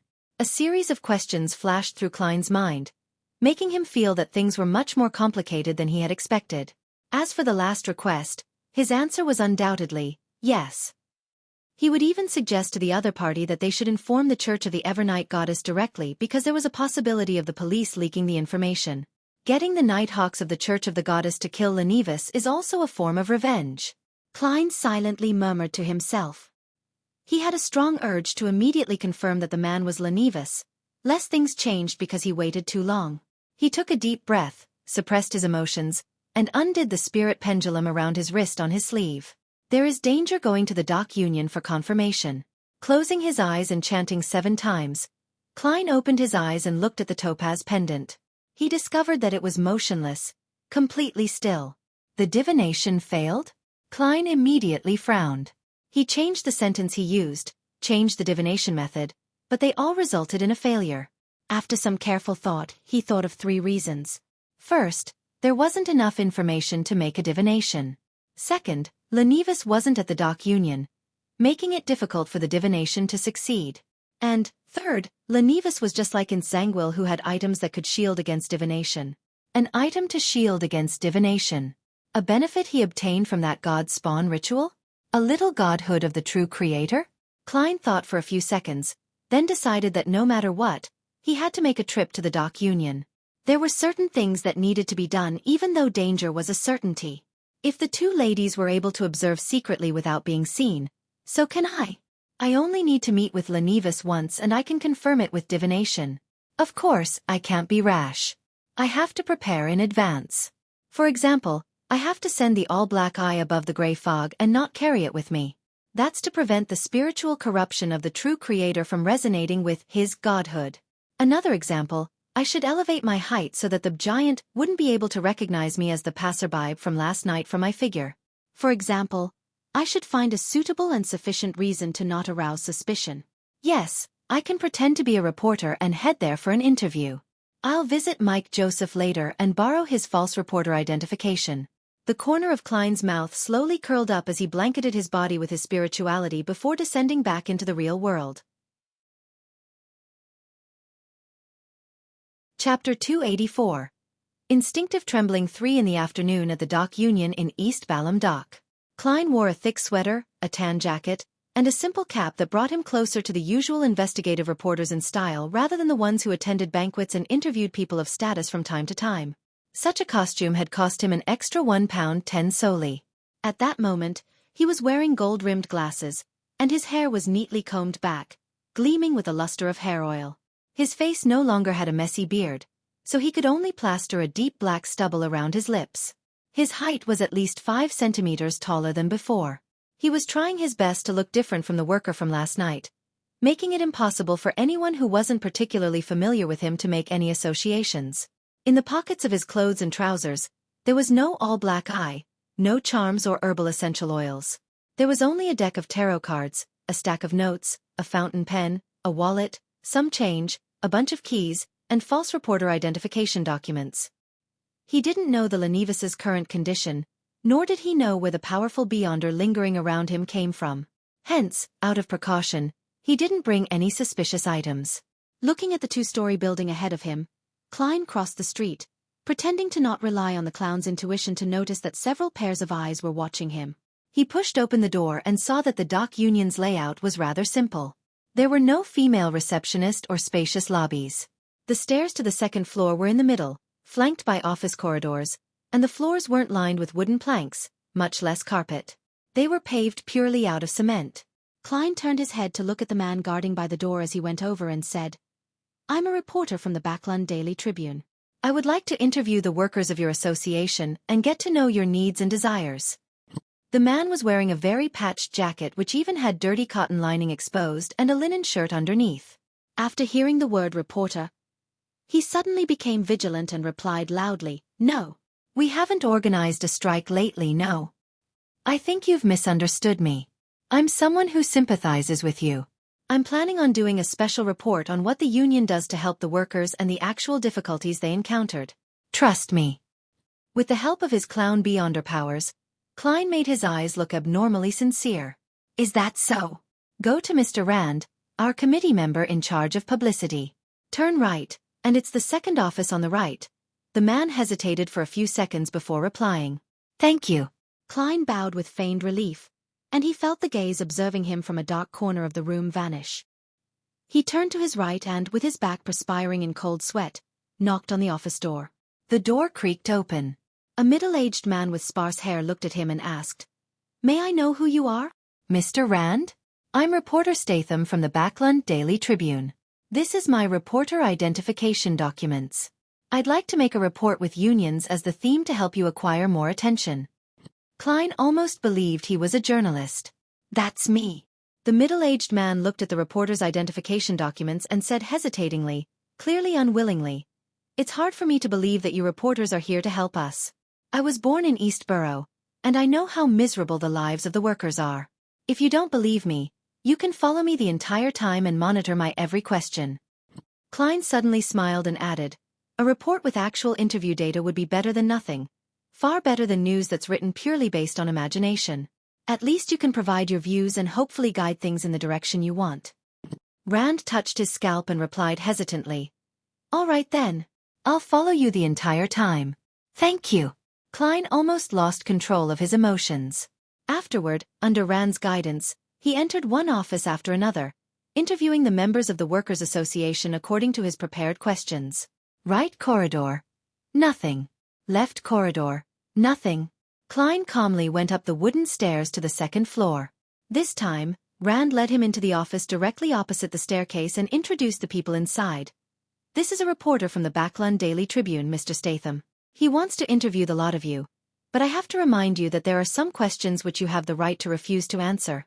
Klein smiled, took 2 steps forward, and made a gesture to shake hands with each and every staff member in the room. At that moment, he saw a slightly familiar figure. Although the man's skin had turned bronze, his ordinary round face had become angular, and his glasses had changed from a round frame to a gold-rimmed frame. Klein still found a trace of familiarity from his spirituality as a seer. Immediately afterward, his body trembled, and the smile on his face almost went out of control. I am sorry. I suddenly have a stomachache. May I ask where the washroom is?" Klein asked with an awkward smile, holding his stomach with the hand that didn't hold a pen and paper. Rand and the staff didn't suspect anything. They all pointed to the door and said, "Go out, turn left. When you reach the end, you'll see the sign." Klein smiled apologetically and walked out of the room, heading quickly for the washroom. Inside, he selected the cubicle closest to the window, sat on the toilet, and locked the wooden door behind him. He bent down, the corners of his mouth curving into a silent laugh. He laughed so hard he nearly couldn't keep his body straight.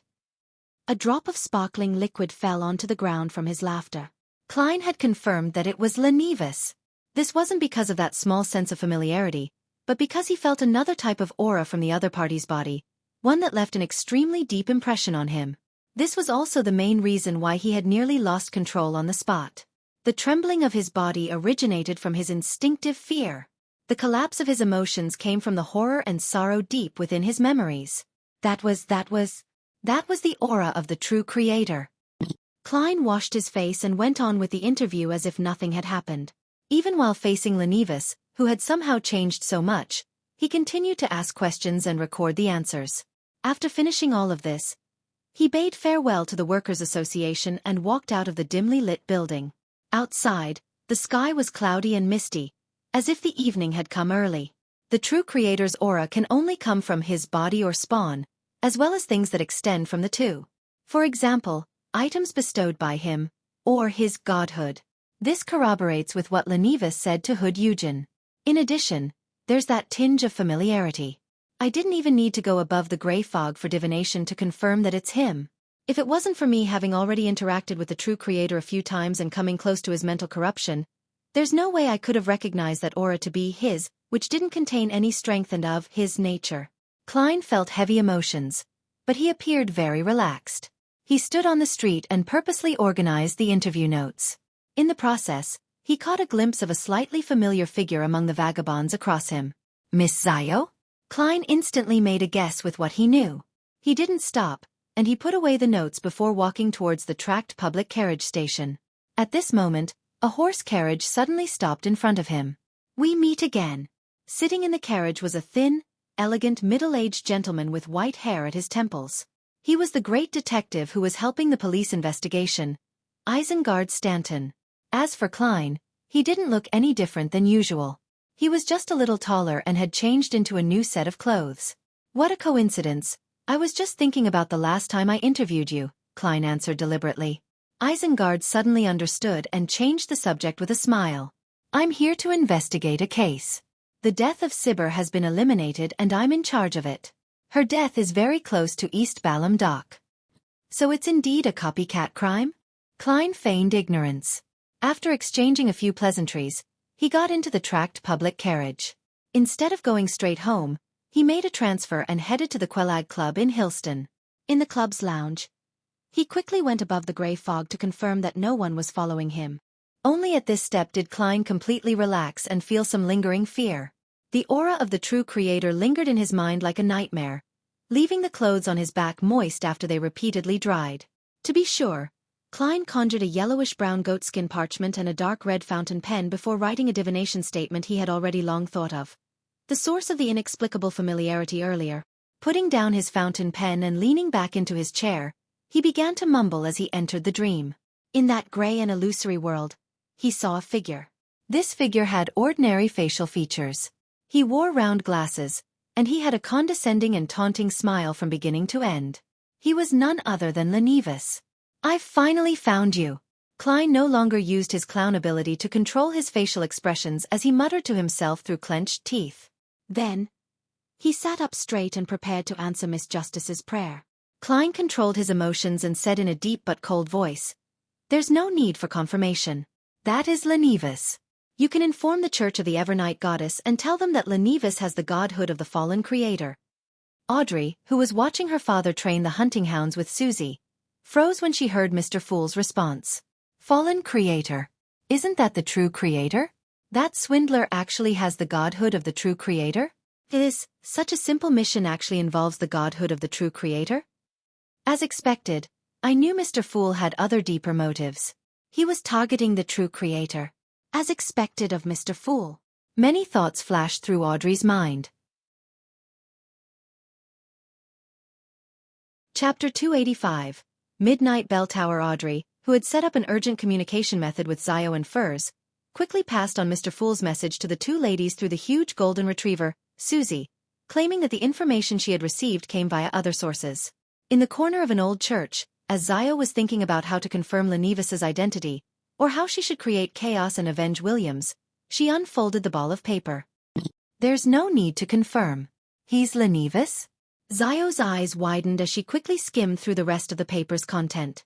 The piece of paper clearly wrote, The only choice is to notify the Church of the Evernight Goddess. Alert them that Lenivus has the godhood of the true creator on him. Godhood?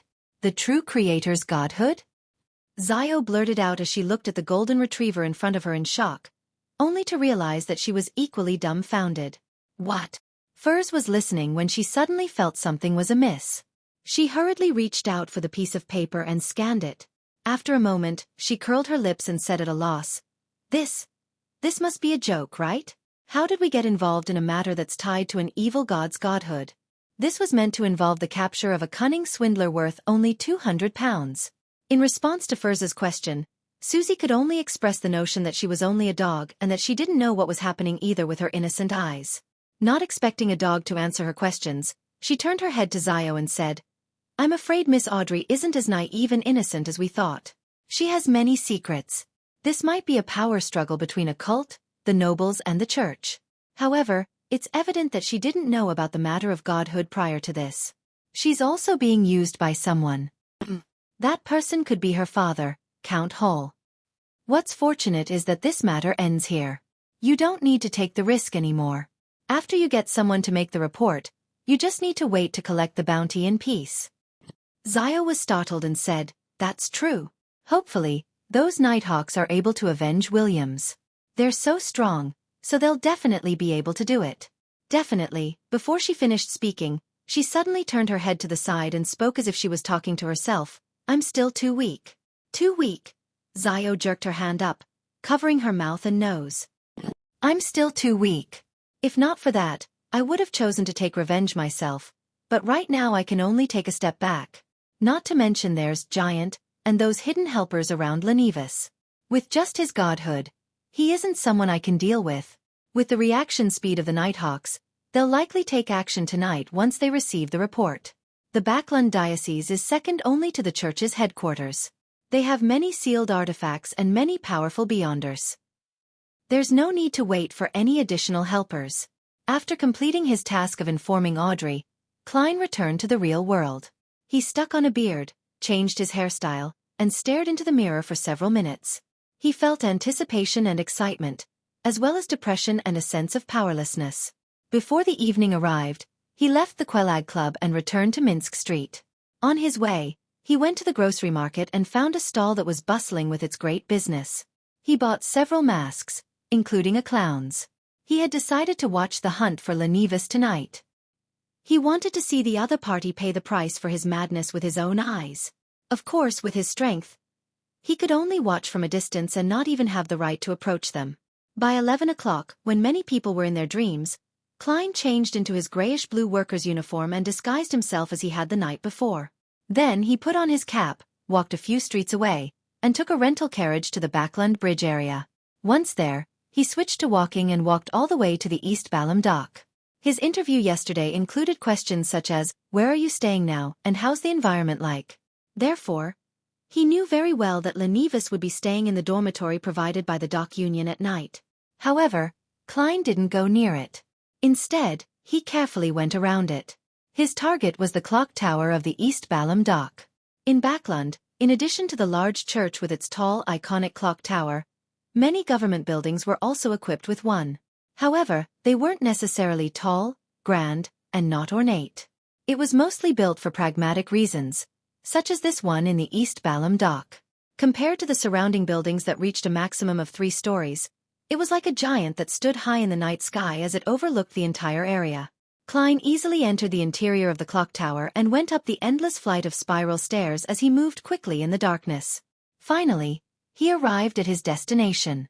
He arrived at the top of the gigantic wall clock. It was surrounded by a dark yellow fence, and at the top of his head was a steeple that could be reached by stretching his hand. Taking a few steps forward, Klein hid in the shadows, got a sense of his bearings, and looked towards the dock union's dormitory. It was a 2-story brick-red building, and the occasional pedestrian resembled a black den. Klein's eyes. He stared for a few seconds, then took a step back, and sank into the darkness. At the same time, he took out his newly bought mask and wore it.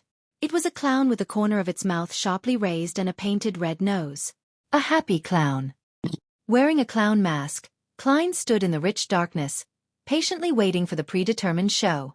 He waited for 2 hours. When the hands of the large wall clock passed 1 o'clock, he suddenly saw something flying from the distance. It was a huge airship covered in dark black paint. If it weren't for the faint moonlight, it would have been indistinguishable from the night sky. Unlike what was described in the newspapers and magazines, depicting them as machines that emitted exaggerated mechanical noises, its oars rotated quietly, as silent as a vulture who had found its prey but hadn't found a chance. The solid light alloy supported the cotton frame, and below it hung the compartment for guns, projectile launchers, and cannons. At a glance, it appeared to be a powerful deterrent. It's silent. Is this a temporary result caused by Beyonder means? Klein, wearing his clown mask, looked at the slowly descending airship and made a guess.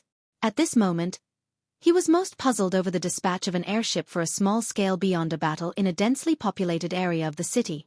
Aren't they afraid of dealing collateral damage to the surrounding citizens? Aren't they afraid of causing panic? Very soon, the airship hovered about 10 meters in the air. This way, Klein was even less worried about being discovered. His position was much higher than them. Observing the situation below, he suddenly had a hunch. It was likely that the airship wouldn't engage in combat, but rather provide air surveillance of the area to give the personnel involved in the operation a better view and prevent the target from escaping if any accidents occurred. Right at this moment, 3 figures dressed in black robes suddenly appeared in front of the 2-story brick-red building. The man in the lead didn't wear a hat, revealing his short golden-brown hair and blackish-green eyes which appeared to be as deep as a windless lake. The collars of his shirt and windbreaker were propped up high, and his palms were covered with a layer of gloves that were as red as blood. A silver-white metal suitcase was wound around his left hand via a chain of the same color. This was one of the 9 high-ranking deacons of the Church of the Evernight Goddess, Crestet Sesamir. He was also one of the 3 powerhouses of the Red Gloves, and he happened to be in Backlund. After looking straight ahead, Sesamir turned his head to the left and said to his subordinate, "Use sealed artifact 1 to 63. Yes, Your Grace. The Nighthawk crouched down and helped Sesamir untie the chain around the silver suitcase. Throughout the entire process, Crestet Sesamir's muscles were very tense, as though he was fighting something. The Nighthawk on the left took a deep breath and pressed down suddenly, causing the illusionary ripples on the surface of the silver box to crack. The surrounding halo suddenly disappeared as if it was completely sucked into the case. A bone sword, that was less than a meter long, emitted glossy pure white light as it slowly floated up. Its blade had an ancient silver-coated mirror attached to it. The scenes reflected in the mirror were layered and superimposed without end. The Nighthawk on the left took the mirror and pointed it at the brick-red building. The building was clearly reflected in it, and nothing seemed to change. However, Sesamir slowly exhaled, stretched out his left hand to grasp the short bone sword. The surrounding halo was somewhat restored. Let's go in.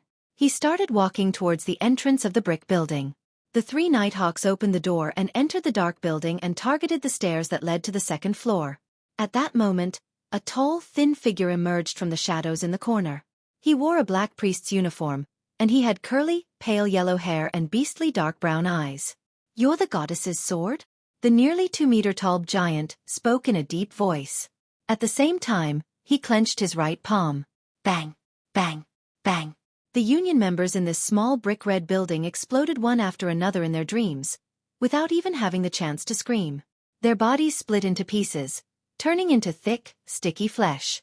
Half of their bodies rushed towards the giant, to weave into cloaks that could reduce magical damage. The other half condensed into furry giant rugs that blanketed the 3 Nighthawks. Crestet Sesamir only watched silently without doing anything. Silently, the flesh and blood dissipated and collapsed before falling down like rain, but the raindrops didn't stain the floor red. In each of the rooms, figures emerged once more, still sleeping soundly. This is the world within a mirror world that only targets Beyonders. The flesh bombs you planted in the bodies of the ordinary people are only illusions in here. Sesamir raised the holy artifact bone sword in his right hand, causing the light around him to disappear. Humph! The giant suddenly grabbed his left shoulder with his right hand and tore off his arm. He then threw the blood arm forward. Boom! His arm exploded like a bomb, turning into a rain of blood that rained down on the 3 Nighthawks. At the same time, the flesh on his left shoulder began to squirm madly as he slowly grew a new arm which was still bloody without any skin. Smack! Smack! Smack! Sizzle! The blood-colored raindrops accurately avoided Sesamir and the others before falling to the ground and quickly corroding into deep, dark traces. But no matter how hard they tried, they always missed the 3 Nighthawks by a hair's breadth, as if they were fated to do so. My enemies aren't always lucky enough. The corners of Sesamir's mouth curled up, and with a slip of his foot, he instantly appeared in front of Giant. Giant's eyes narrowed as his body suddenly melted like a candle, turning into sticky flesh and blood that quickly seeped into the floor. Sesamir immediately kneeled and plunged the holy artifact bone sword into the ground. No! In the rich darkness, a roar filled with pain and horror instantly sounded, and it was immediately swallowed up by tranquility and serenity. Sesamir stood up and drew out the bone sword. A drop of dark red blood was slowly dripping down its tip, and on the floor, flesh and blood were seeping out, congealing into a face of despair.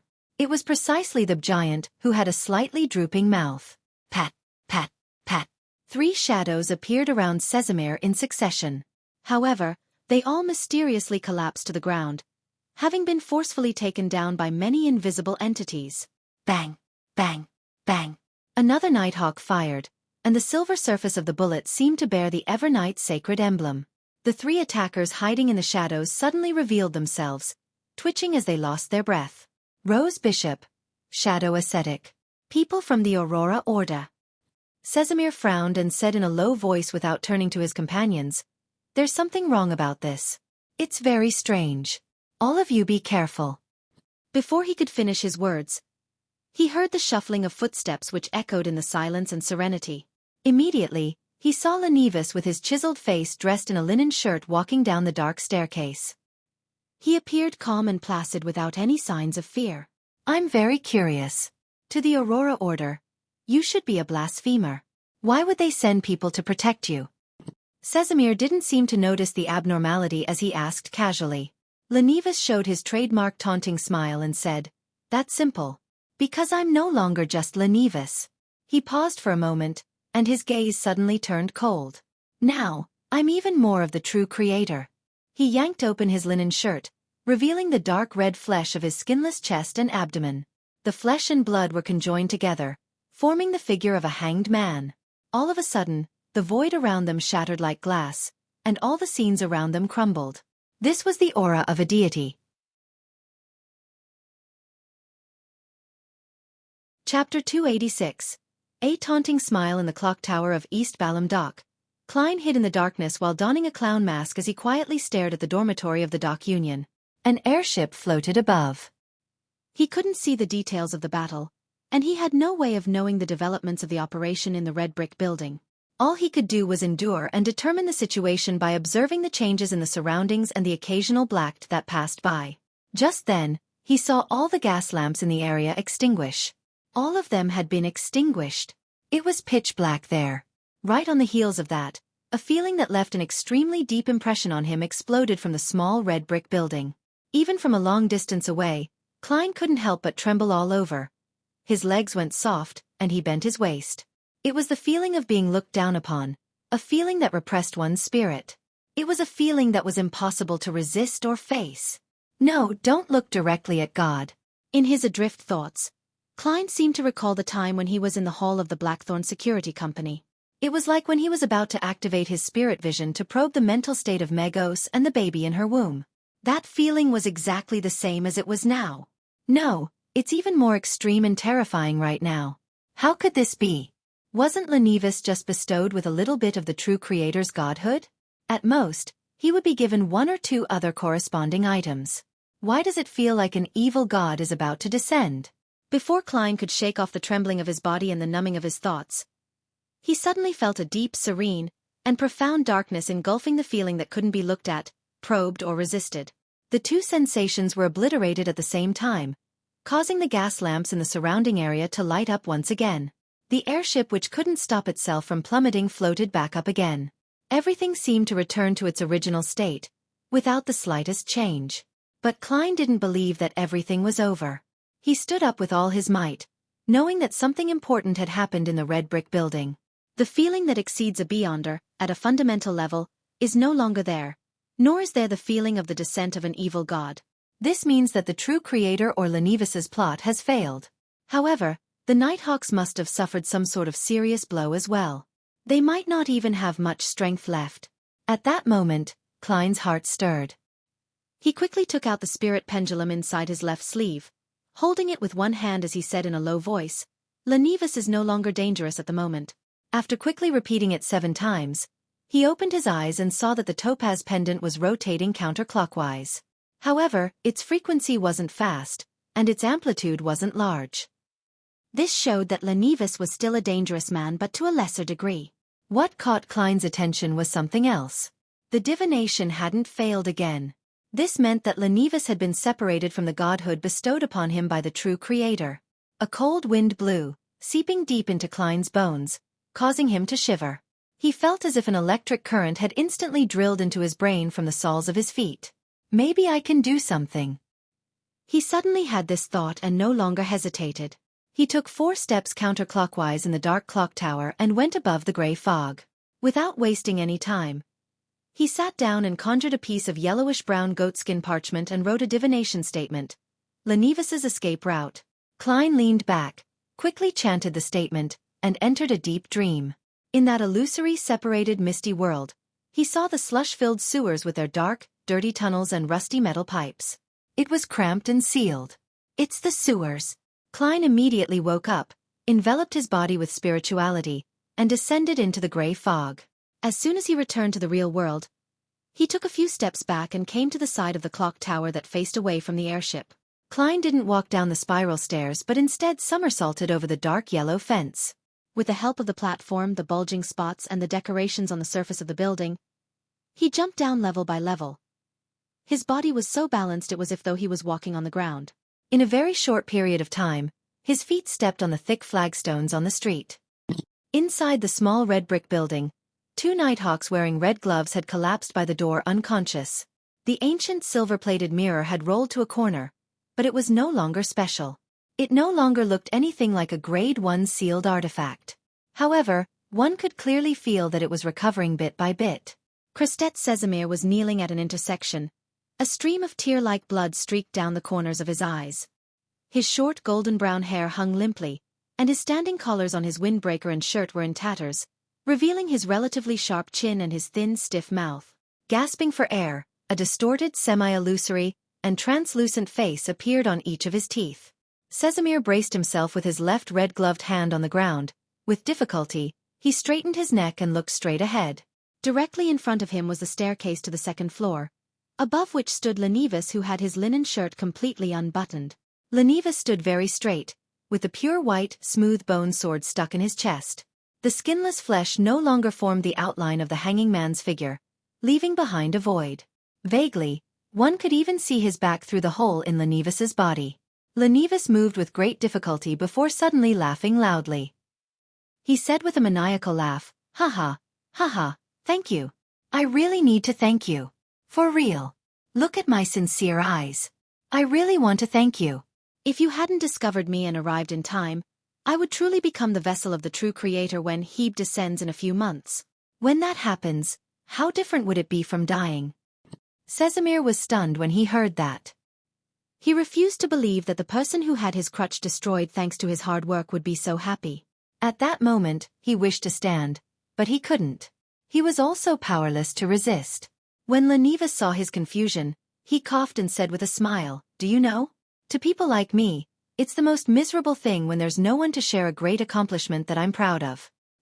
When I was in Tingen City, I was deceived by the true creator who not only initiated the descent of his spawn, but he also secretly planted a sapling in my body. No, I even believe that Magost's child was just his ruse. He didn't even get the members of the Aurora Order to protect her to divert attention. It was as though he knew from the beginning that the ploy would end in failure. His true descent was set up inside me. The godhood he bestowed upon me suddenly combined with the sapling in my body after I reached Backlund. Haha, can you imagine that? I was being replaced bit by him. In the end, I would become the true creator. Before I came up with a solution, I was found by the members of the Aurora Order through the godhood. Thankfully, they're all lunatics with simple brains. Haha, there are always so many fools. Cough, cough, cough. Lenivus spat out a mouthful of foul blood, seemingly recovering some of his mobility.